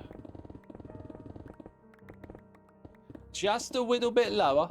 Right, peeps, there's a lot more of y'all tuned in today. I mean, right now than earlier. And there's two things I've got to do. I've got to tell you about some streaming plans. And also for the supporters here in this community, there's an event. And I've just remembered, I forgot to throw it up earlier, so I'm not sure what the best way to do this is, actually. Let's try a thing. Let's try a thing and see what happens. We might get lucky, we might not. Okay, I have the thing. There it is. The thing is doing what it's supposed to do. Now, when I click here, we're going to get lucky. Oh, I feel like we should have got lucky then. Oh, that's... Okay, that's not what it's supposed to be. Now it makes sense. Look at that thing there. Okay? Supporters UHC is taking place Sunday the 14th of June. I will not be able to participate, unfortunately. I'm going to be busy. Yeah, 6 p.m. UTC, 2 p.m. EDT, 11 a.m. PDT. For those of you that do not know, supporters UHCs are for people who are subscribed here on Twitch. Any type of subscription. If you're a Patreon. And there's a third one. I forget what the third one is. Anyway, you probably know if you've got it. Yeah, you get to partake. Scars and ZF's communities, I believe, are participating in this one. So it's not just our own community. That means there's going to be a lot of players and a lot of fun. So if you're interested and you are a part of the community, you will be able to partake in the UHC, which takes place this Sunday. So glad I remembered that while those of y'all are here. So y'all get to know about it. Yo. Hey, keep saying yo. The other thing I wanted to tell y'all was that I'm going to stream again 2 days from now, Thursday, right? Thursday evening. I found something absolutely mega to stream, okay? Right, I couldn't believe my luck when I found what I saw. I'm not going to tell you what it is, because I'm going to save all of my enthusiasm and energy for when I do that stream. I wanted nothing more than to play it today, and to do nothing but play it all day. But anyway, I have a little bit of structure here, I have a little bit of rhythm. While we're doing some variety again, I'm going to be doing like Hermitcraft, then variety, then Hermitcraft, then variety. So, current plan, if we can stick to the plan, is to stream on Thursday this game. Then, and I'm not going to say anything else about it. You can guess all you want. Just, it's going to be great. And I know that there are people in this audience who will love it. But anyway, then on Saturday, I will stream probably in the evening on Saturday, Hermitcraft again. And then on Monday, what we're going to do is stream a bunch of demos that are on Steam.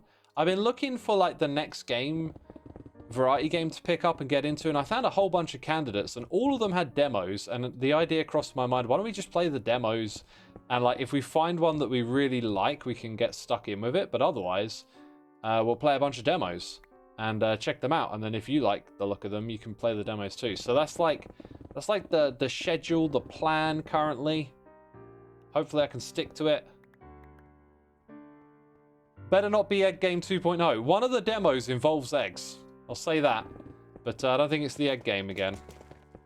That game, by the way, I'm waiting for someone to, like, come along and do automation in a sandbox that, like, really works. Because that's such an interesting idea. It was just kind of put together as, like, a little bit of a quirky proof of concept. And I think that idea's got legs. You know?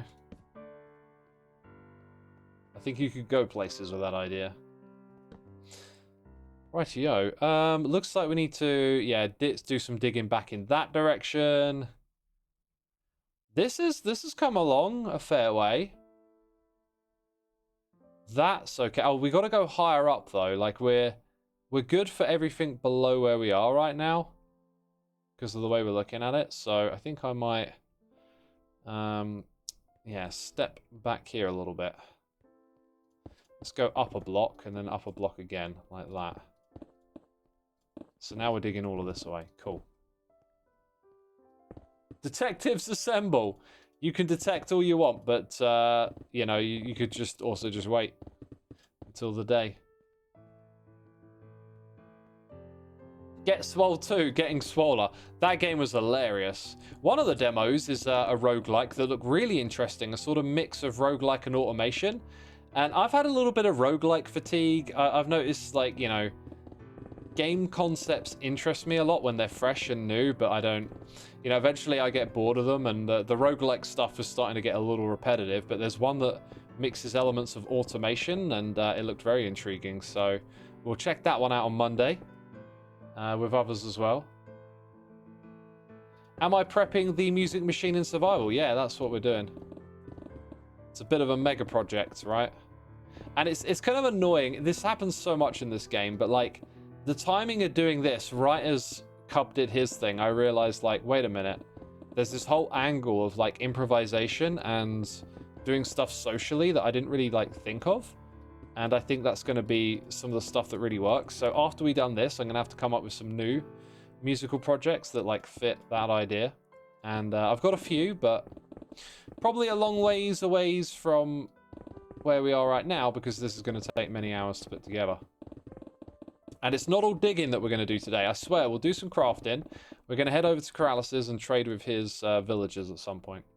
Which he said I could do, okay? He said I could trade with them. The man has farms and villages and is willing to share. And we thank him for it.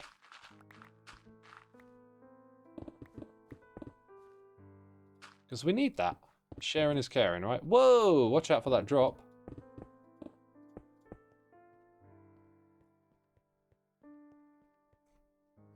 What's chat saying? There's so many decent games came out recently, it's hard to know what to pick, so looking forward to the demo showcase. Yeah, you made me think though. One thing to do is to maybe put a bit of a timer on it, because I don't know how long these demos are going to be, right? They could end up being like hours of stuff to do. But yeah, There's always new games coming out. I've noticed that in recent years.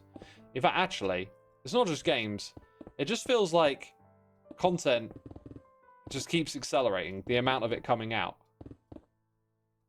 And it's affected so many things, and I think games is one of them. Series of like television shows, there just seems to always be something new coming out. We live in like a really weird age of abundance for entertainment. There's no shortage of it. I dropped some stone. Is that a problem? I don't think that's a problem.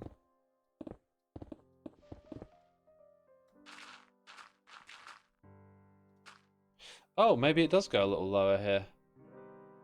Oh, it kind of goes down there. Oh, well, that's probably about as far back as I want to go for now here.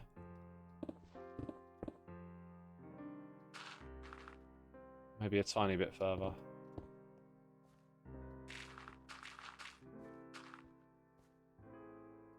I like these vibes. Reminds me of Eric Satir, is it? Eric Satry? Never quite sure how to say his second name.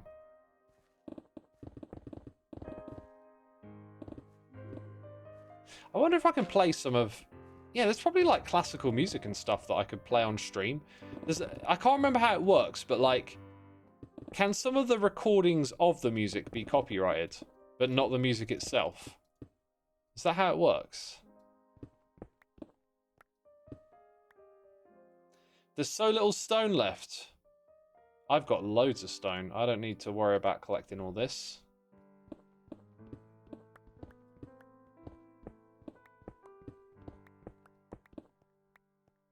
I don't need to worry one little bit.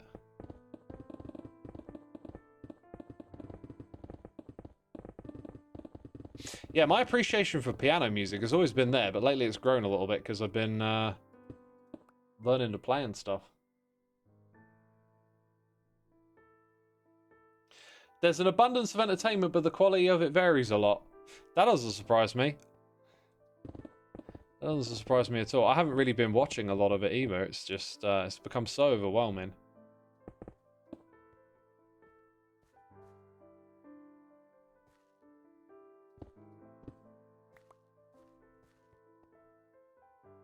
Yeah, we're going up on this side too.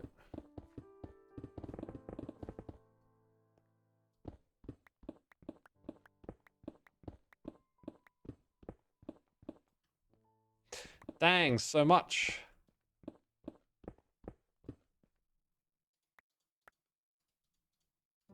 You really do get a crazy amount of that.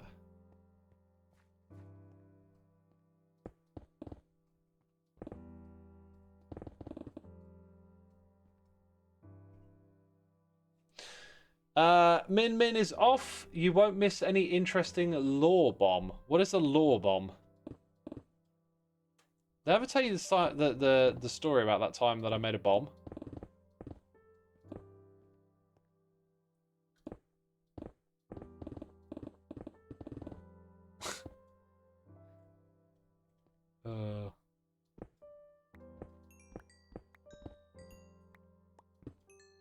You're not sure that's Twitch safe.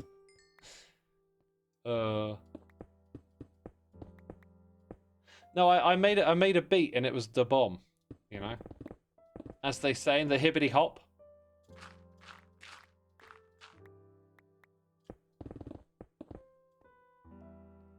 How far? I think am I supposed to go a little? Yeah, I'm definitely supposed to go a little further back. X, am I joking? No, the beat was absolute fire. I burnt down a house with it. What? Huh?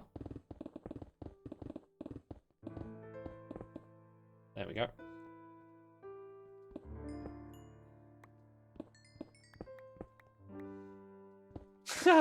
No, I'm not leaving. Oh, you know I'm trolling. Keep trolling. What? Now I know you'll be loving this stream right here.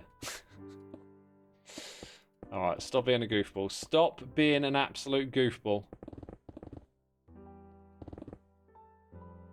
What about album covers, right? Like, A few more are coming together. Like, the list is narrowing down nicely, actually, as it goes. I figured out what Joel's is going to be, okay? I'll leave that one a surprise. The ones that I'm struggling with the most, whenever I go and look at the album cover project and try and figure something out, is Full Symmetry. Wells Night I haven't got anywhere with. There's like one other that I'm really struggling with. I feel like the rest I'll get, though. Yeah, I've been trying all sorts of different ideas and not finding something that, like, resonates. Ethos, I think I might have one for Etho, right? But I'm like holding it as a... It feels like it's well, I couldn't think of anything else, so this will do kind of idea, right? But the Rage Against the Machine album, the covers album they did, the letters of that are RATM, right? Except ETHO. And there's no stronger link other than like 4 letters. You know what I mean? Like, you want to do better than that. Maybe I should look up some like famous Canadian music or something. Lean into that, you know?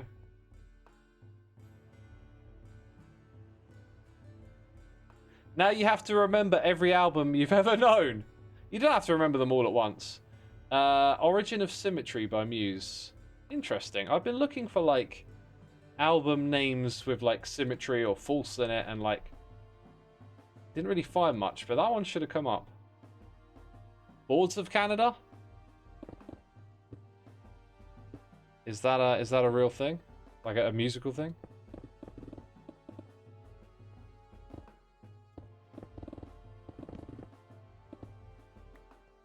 That is an artist. Okay, okay. Boards of Canada. Are they well known?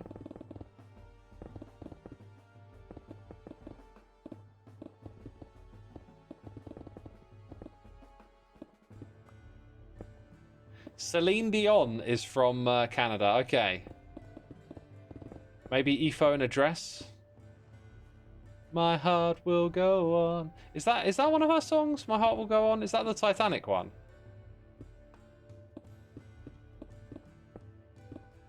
Or is that near, far, wherever you are?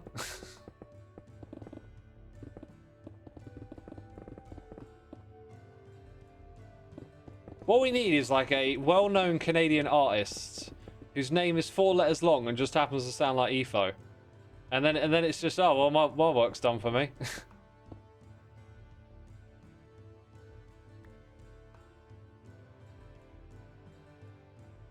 You thought of anime when you thought of Etho. But anime, as far as I'm aware, anime doesn't really have like a big famous musical thing. Like there's acts that are adjacent to anime, there's anime soundtracks, there's anime music, but like it's not like something that's, you know, like mainstream awareness that bridges that gap as far as I know, but that's kind of the point, is you want something like people broadly know. Snow, the old rapper from the 90s.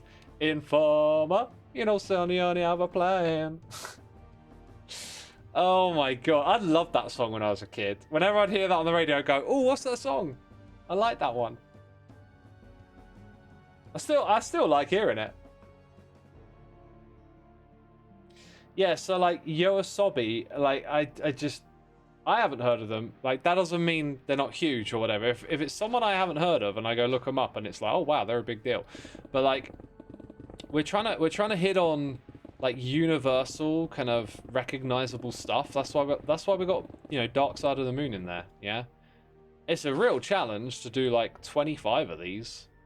It's a big ask, but we just chip away at it. Deadmau5 is Canadian. Interesting. I could kind of see. I'll take note of that, because the mouse thing. It's like we don't have a mouse on the server, do we?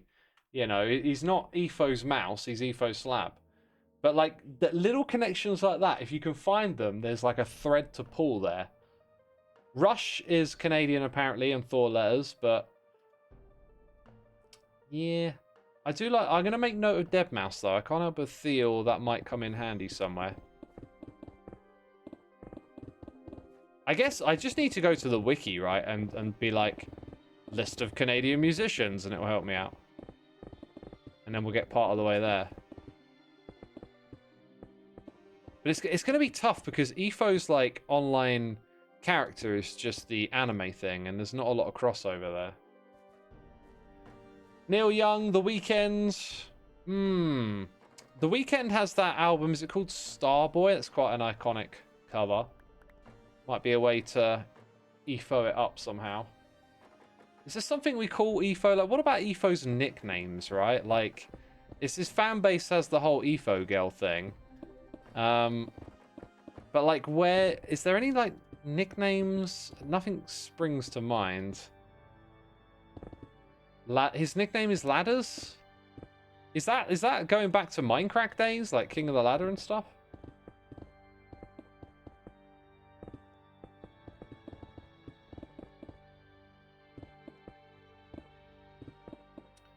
Because that Starboy album, if we had a nickname for Etho, like if we called him Canadian Boy, like I don't know, you know, like I'm looking to, I want to pull on multiple threads, so there's like a nice strong connection, and then it should make the joke land. Like, did y'all like the Cub fan one? Like, that's a really good little, a few little connections that we pulled there, right? It's not just like Blink 182. Cub Fan 135, like that's nice, but then we found a way to use the album cover to like put a little bit more of Cub into it with the golf and the fletching table and, you know, all of that. Could just be Etho Boy. Could just do that. I'll make note, Etho Boy, it might work. It might just work, you know.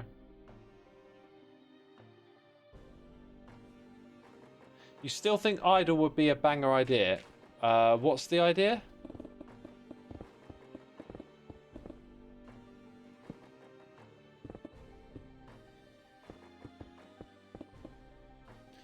Okay, I'm going to worry about that corner another time. He was a Nefo boy. I said, see you later, boy.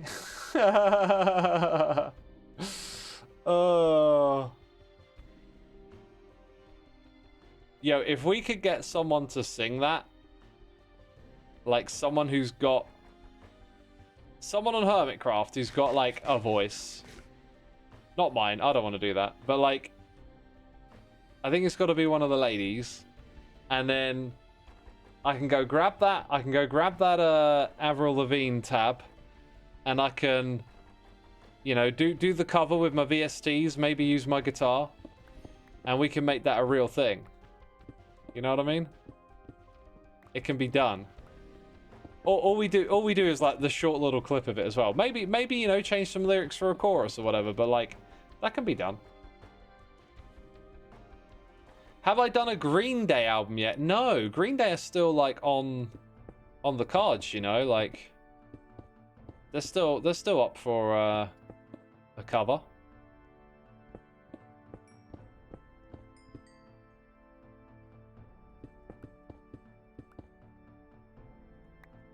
That American Idiot, you could have done like American Derp, even though I'm not American. That might have worked.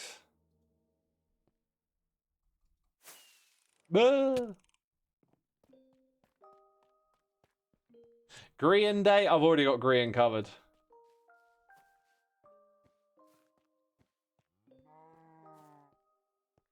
Avril is Canadian, so it's good. It is, yeah, it is.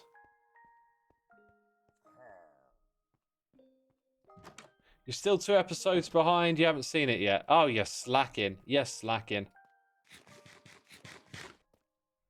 I'm joking. Right, I think we'll go trade with Keralis's villagers in a minute. I'm going to hop into the gallery and show y'all where we're at.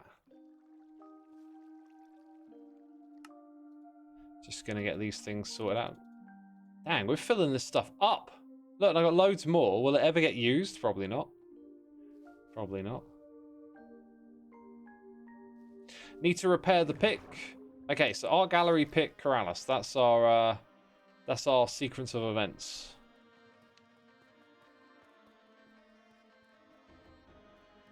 Etho has to be Dire Straits for the headband. How many helmets left for the album cover? It's less than half now, I think. Like, we've crossed the halfway point. because I've got quite a few that I haven't shown yet. So, like, very iconic. That's as good as it gets right there. Multiple layers of the joke. Very recognizable album cover. This one is more for Skiz. This is a very personal one. Skiz gets the, like, hey, this is for you, buddy. Because not everyone knows that one. Another iconic album cover. It just works. Mistress of Stands. We found a way to, like, link it together. It's all about those links for me. It's like layers of links. This one just... There isn't a lot of links here, but just such an iconic album cover, and it fits with Scar so well. Then this one, take off your jacket and pants. I didn't even realize, like I was just going by memory. I didn't realize that I said that the wrong way around, and you'd probably be surprised. It took me a long time to realize why that was a problem. I'm like, why are these people on my video commenting about how PG I am, saying take off your jacket and pants? And then, like, I went and looked up the actual album name, and I was like, all right, I said it the wrong way around. What's the big deal? What's the big deal? Took me a while. It was like a few hours later in the day. I was like, oh, that's immature.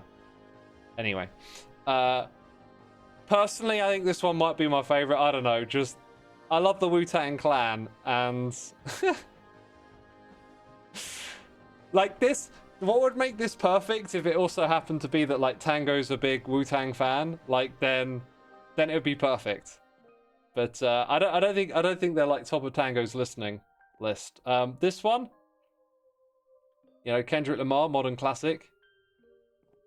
And then we got Ren DMC, Abyssal Hell, stacking up the layers, the hats, the Abyssal bit, Run DMC, Ren DMC. Oh, it's just perfect. And there's more to come. I've got at least 5, 6, or 7 done. A couple more in the works. So I think we're down to, like, between 5 and 7 that need to be figured out at the moment. Oh, who can be put to Weezer? Most of their album covers have a group on them, and I decided I would avoid group stuff because I just want to do one thing for each person. And in my mind, like, that's a simple concept. And then if you start doing... ooh... Wait, Buckethead. I like the idea of doing a Buckethead one, but Buckethead doesn't really have, like, an iconic album cover. And Buckethead also has an insane amount of albums. I think they, like, put out an album a day for, like, a year once. The dude just basically went, put the drum machine on and let me shred.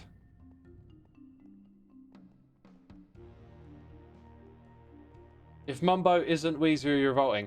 So Mumbo's was one of the first that I did, and I had an idea for it, which no one has guessed because it's more obscure.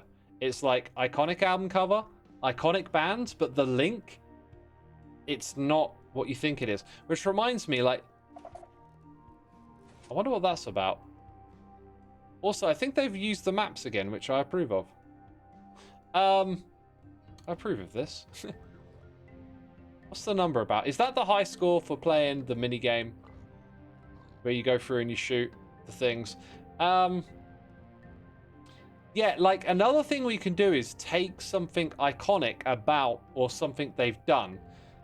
So if you can think of something Etho's done, maybe an iconic build, and it's like, oh wait, there's that album about Enderman farms. That famous album called Enderman Farm, yeah. You know what I'm saying though, right?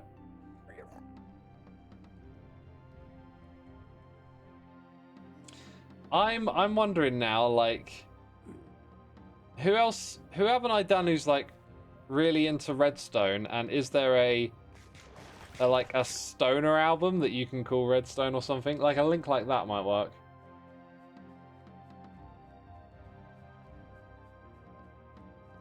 If you look at an old picture of Beef, he has some sort of similarity to Ice Cube. Probably wouldn't work. I had to point it out. Yeah, I can get what you're saying.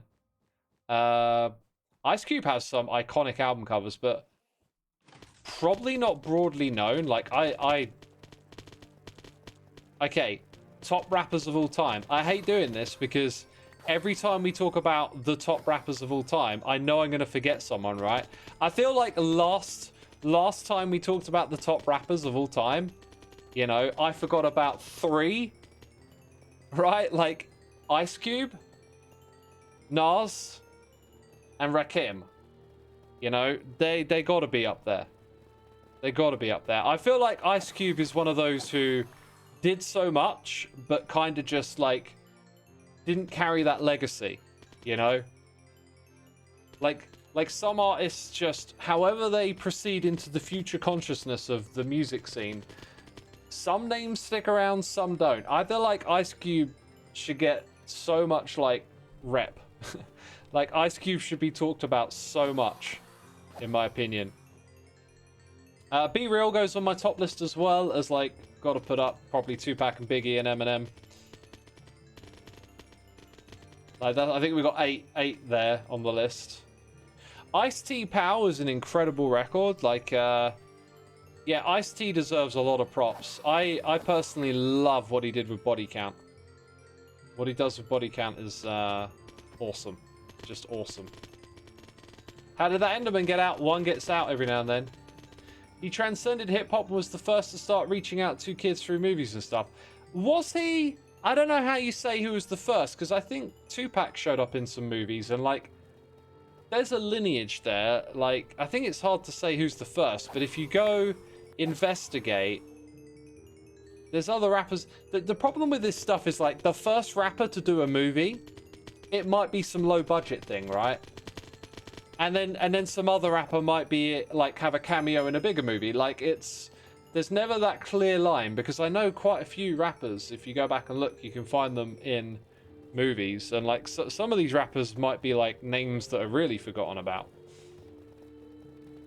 But that's very typical of stuff like that. It's not ever so cut and dry, and unless someone truly is like, you know, going above and beyond. The False Education of Symmetry for Lauryn Hill. I like that. That'll go on the ideas list. That'll get on it. I'm not sure if we'll go with that, but I like where you're going. I like how you're thinking, and we might have to look into that. I feel like I could see that working. I feel like maybe that's one of those ideas where you really got to lean into it. You got to like picture it, and then maybe you can make it work. I think you're onto something there. Ice Cube in Friday. Yeah, see, that wasn't one of the first, right? Oh, wait. So now we're talking about demographics. So Calvin says that Tupac was focused on adult demographics. Absolutely. So we're saying the first rapper to do kids movies. But he probably definitely was. I really can't recall any other rapper doing something so like family friendly. But he was kind of ridiculed for that. And I would probably be the sort of person at that time to be like... In fact, I just remembered... I've got a meme. So back in the day, right, like old man, out of touch, doesn't know the memes anymore, but back in the day I used to look at the memes when they were just a picture of something with a little bit of text on it. That's all it was. Right, I've got one of Ice Cube sitting in the studio with Be Real holding an AK-47, and it's like, at first I was like, is the caption, and you see him sitting in the studio. And the second half of the image is like, but then I was like, and it's him like paddling on a raft with the kids in that movie. But yeah, no, absolutely. He was probably, I don't remember anyone from hip hop like going and doing a full on kids movie. And he got ridiculed for it. But like, if it's what he wanted to do, go for it. I'm like, if you want to be in a movie and like, whatever that movie is, if you want to do it, go do it. All this judgment, it's just,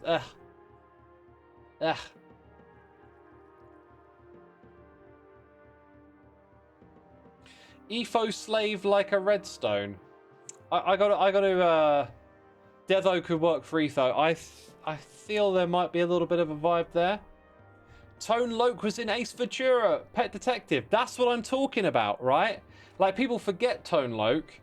It's not a name that's stuck around that much. So if you go back to that era and look around at more of the rappers that are about then, you find lesser known ones appearing in this movie and that movie. Remember, Cannibal Corpse was in the second Ace Ventura movie. Because Jim Carrey loved him some Cannibal Corpse. As one does.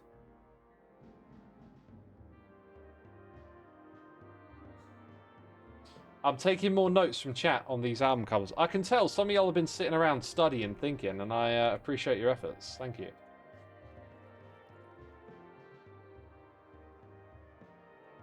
Ice Cube definitely softened up, and it was hard to move from that era of hip-hop to a more accessible era for sure. Yeah, and there's nothing wrong with that, right? Like, people change. It's what happens. Like, you can still love those albums and enjoy them. I think you heard Pharrell explain it to Snoop Dogg in a way that made sense, though, because if you can appeal to kids, then when a kid grows up, they'll find the hard stuff. That's brilliant. I love that. I love that, yeah. That's a great point, really. And man, Ice Cube had some hard stuff. I mean, like, Ice Cube in NWA, that flow just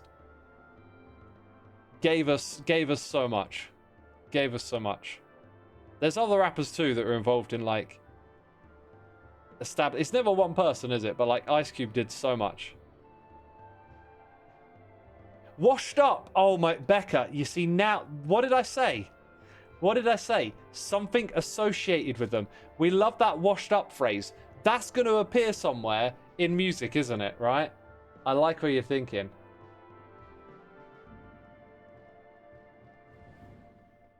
Washed up. Yeah, we can do something with that. My brain's ticking over now. I'm thinking of some album covers that, like, they don't say washed up, but like if you put those words on it, like the imagery could probably work.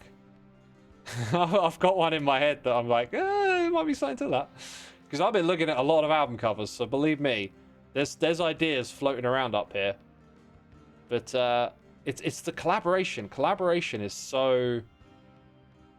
For me, it's like having someone to bounce ideas off of with is always so much... like, it's very rewarding, but it's like productive. Like, you know, that word is lacking inspiration, but do you know what I mean? Like, you just feel like more stuff happens when you're collaborating with other people. Word up. Is it the tall word? I actually can't really remember the lyrics of that. I remember Korn covering it. That was fun.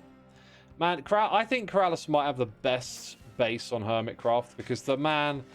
Oh, he's just building like an absolute mad lad. I don't even know where I'm supposed to go. Where are these... I think I might know where they are, actually. I think they might be over here. But yeah, I think Keralis might have the coolest bass this season. Okay, there are villagers here, so my brain... Whoa, hello. Oh, you got a goblet. You got... Oh, man, get back here. Get on my thumbnail. Get on my thumbnail, little guy. Turn around. Turn around now. With you and your goblet. Oh, God, it's not going to show me the goblet. Show us the goblet. Yes, thank you. I think I just got the perfect thumbnail. Yes, I did. Brilliant. Right, what do you trade? Oh, food? I'm not hungry. Aren't they all going to be foods because they all got composters? Yeah, so these are the food ones. Okay. I think I recall Keralis showing me some villagers in another spot as well.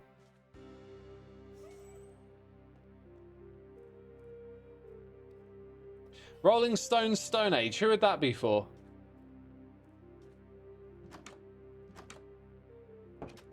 There's a band called Slab.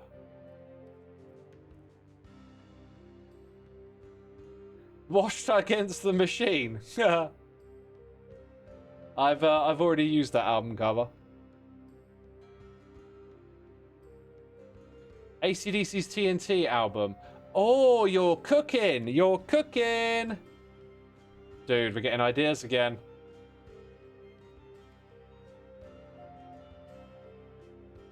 Right, we're getting ideas. So the other place I think I saw some trading guys was somewhere just down here. God, this place is so beautiful, isn't it?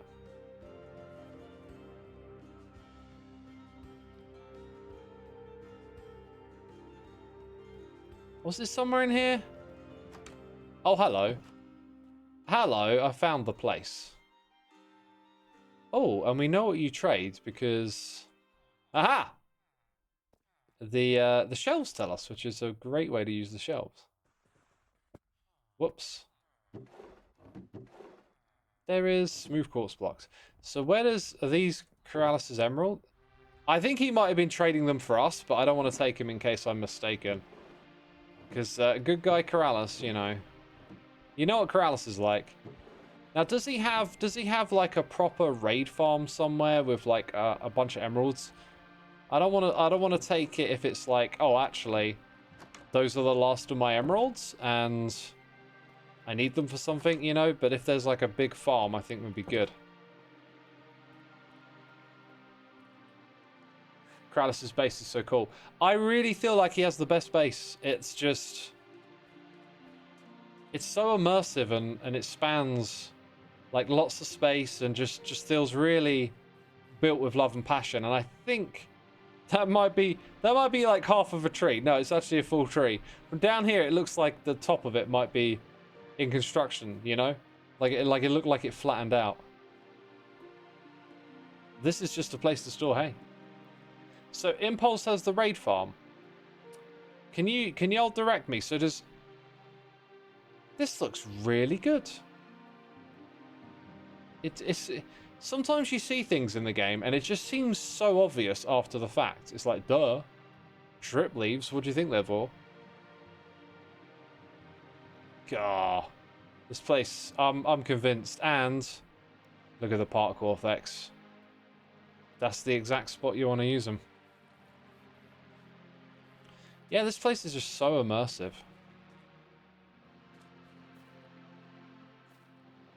Oh, gotta love it. Right. So, where is Impulse's emerald farm then? He has the farmers for melon and pumpkins for emeralds. Ah, okay, okay. So maybe we find where Keralis' melons and pumpkins are and we trade that way. Hello, visitors.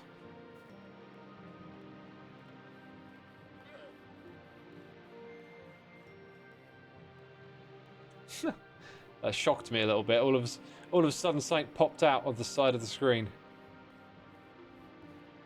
He sells emeralds in Ayabai. Oh, I guess I could do it that way, couldn't I? Yeah. Are they cheap? I want a good deal.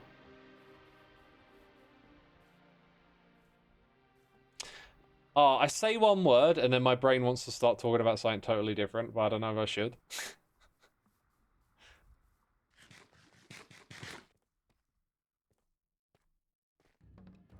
It's like I now just want to like talk about something. Why not? Why not? It just popped into my head. I'm going to talk about it. Okay, right. We're not allowed to talk about age on Twitch, right? But are we allowed to put our hand up if I say, are you in your early 20s? Like, are we allowed to do that, mods?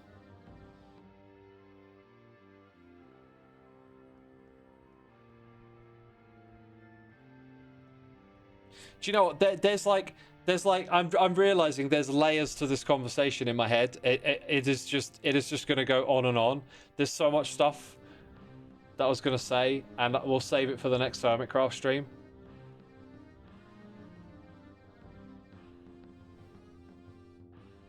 You'll be sad. Oh, why's that?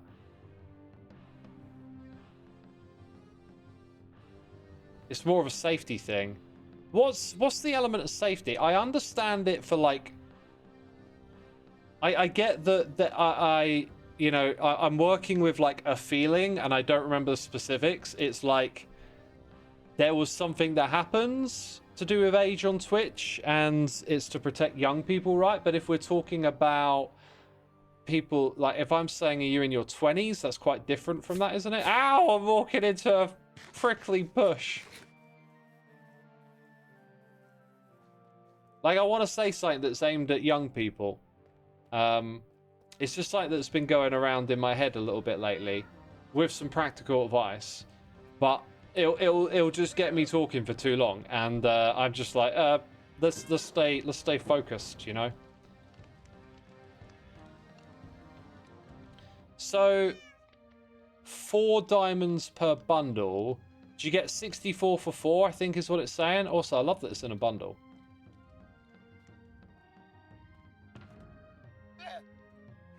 Well, I will split this stack in half and find out. It better not... It does say emerald blocks. Hey! I'll take it. I also love the bundle.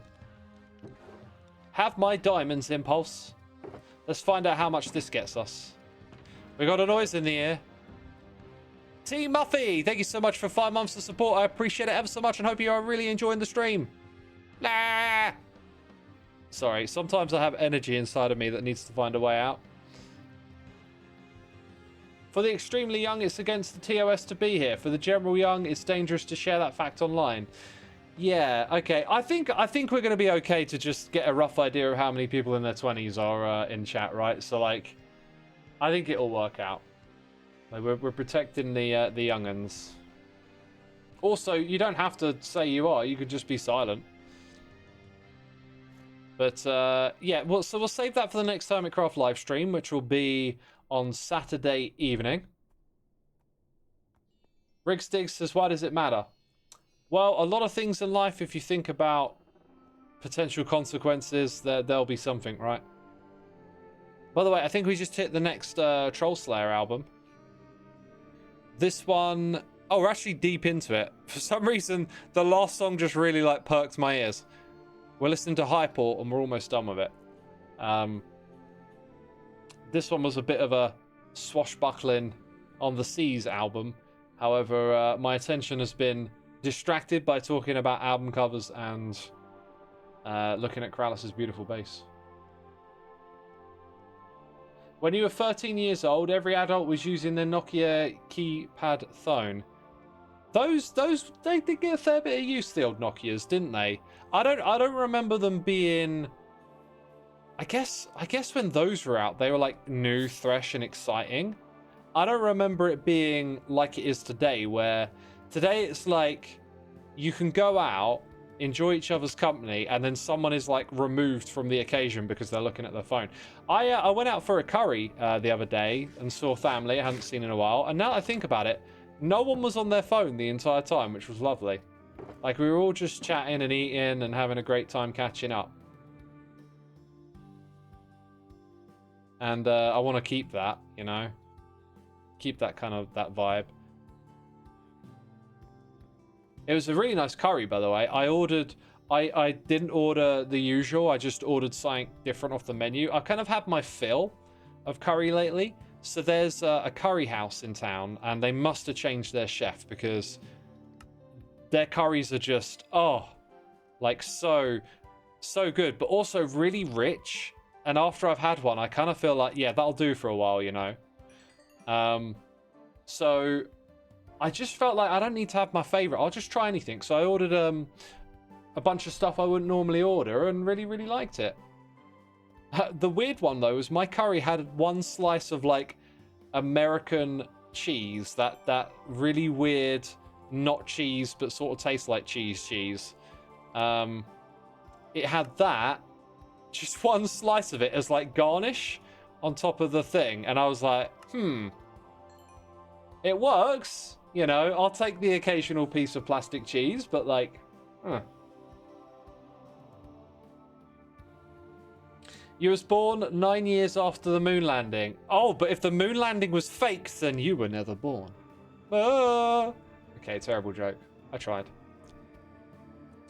Dude, I used to think that the moon landing was fake for a period of time. I was just young, right? And there was this documentary on... It was on Channel 4, I think, and it came on after the X-Files, right?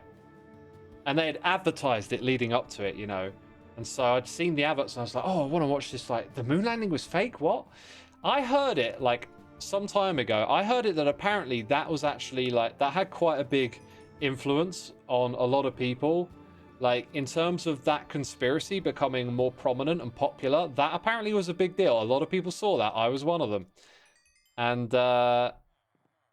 You know what? It was a good part of the learning curve. It got me to think a little bit more and use some thinking skills, you know? But the more I learn about science and stuff, it seems like it would have been way like it's an unbelievable thing that we went to the moon, but it seems like it would actually be even more unbelievable to fake doing that. And not because of like we couldn't record it or make it look like we're on the moon or anything like that. It's the whole like how many people have to be in on this and no one's come out, you know? Like you need a lot of people to keep their mouths shut about that. I think it's hard. It just seems like there's so many reasons and incentives that someone could come out and just say, yeah, it's fake. I worked on it, you know? And now that we're going back to the moon, I think once we go back to the moon, it's like, that's probably going to be the end of that conversation. I think people will be, it'll be like, okay, maybe we faked the first one, but so what?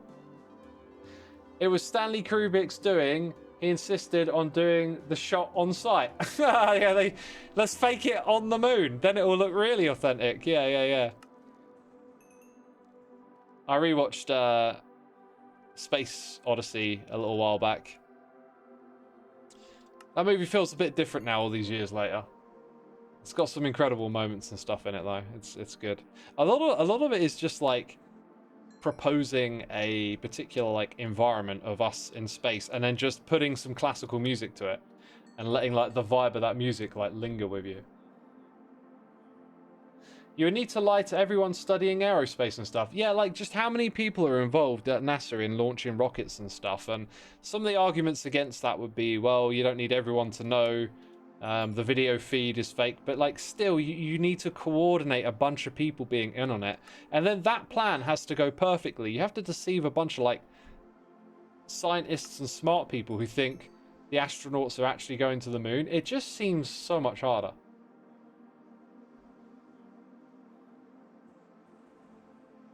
Anti-Brint also suggests that USSR would have like motives to expose it if it were fake. Yep, there's that.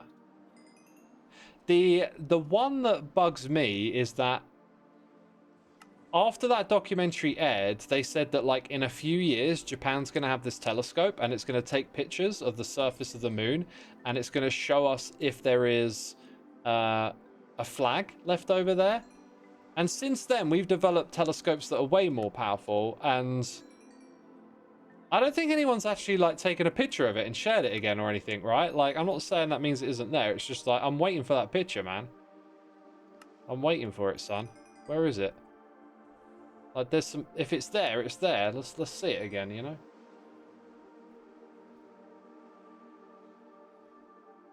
How could the people that faked the moon landing prove they faked it? They can't. Think about it. Well, if let's say they did fake it, they might have some evidence attached that, like, when you present it, it's like, you know, like, here's the master reel or whatever. Like, oh yeah, okay, you've got video of people shooting it in the studio or whatever. Like, there could be something like that that exists, but no one's come out of it. It just feels like after this amount of time, the amount of people you need to be involved, like, surely someone couldn't keep their mouth shut. It's why I don't like believe the inside job thing on 9/11. It's just too many people have to keep their mouth shut. Sometimes reality is just wild and strange things happen. Sometimes you beat the odds.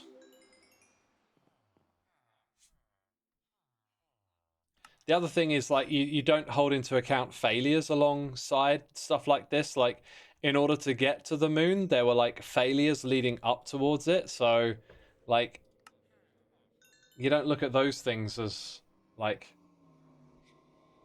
successes that didn't happen. No telescope on Earth can image the Apollo's flag on the moon because the flags were only about 4 feet wide. Viewing them from Earth requires a telescope mirror over 200 meters in diameter. So why did that documentary say that the Japanese were like making a telescope that could see the surface? I was so stoked for that. I was like, well, that'll answer it. Then we'll find out for real, you know? then they share the image and someone's like, it's faked. I'm like, oh, not again. Not again. The space missions left 5 different reflectors scientists can bounce lasers off. Yes, I've heard that one too. Yeah. Like, for me, the discussion around it is well and truly dead. If you're brand new to the whole theory thing, you might find it interesting for a while. You've also got incredible access to good science communication these days online as well. So, you know, it's...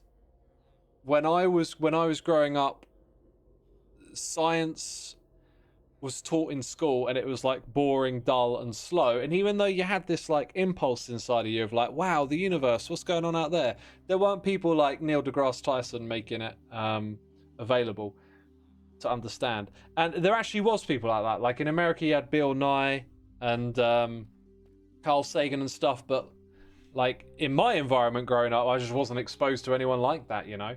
And nowadays, if you're interested in space and going to the moon, like you can learn about the reality of that, the real physics, the real science, the real engineering, and that stuff's way more interesting than any fiction. Like the universe is already incredible and amazing. We don't need to make like ghost stories up about stuff, you know. So yeah. Right. Rightio. The next live streams are 2 days' time. We're doing something very special. That's Thursday evening. Tune back in. Saturday evening, I want you to come back. We're gonna chat some stuff here on Hermitcraft. We're gonna do more Hermitcraft on Saturday. Then Monday will be the demos and stuff. And Becca shared me something here. Just because you haven't seen any photos doesn't mean they don't exist. Oh right. Okay, there are some photos of the surface. I'll have a look at that. Thanks for sharing that, Becca. I wasn't, by the way, I wasn't trying to suggest they didn't exist. I just, on occasion, I've gone back and looked for it and not found it. You know, not found it yet. Or whatever. Anyway, I need to raid. I'm not doing the thing that I'm supposed to be doing. Like the buttons and the pressing and, you know, the setting up the raid and all of that. Right, False is streaming, but not on Hermitcraft. I'll send you over to False, people. Yeah, hopefully you enjoy what she's up to. She's on the Flight SMP, which has some very moody shaders. Dang. Looks like some interesting stuff over here. Anyway, I'm setting up that raid on the screen. You might see the music. If you haven't checked out my music before, there's instructions there for you. I want to see you again on Thursday. I want to see you again on Saturday. I want to see you again on Monday. I want no excuses, people. No excuses. Thank you for your amazing support. I hope you enjoyed the stream, and I will see you again soon. Take care, everyone. Bye-bye.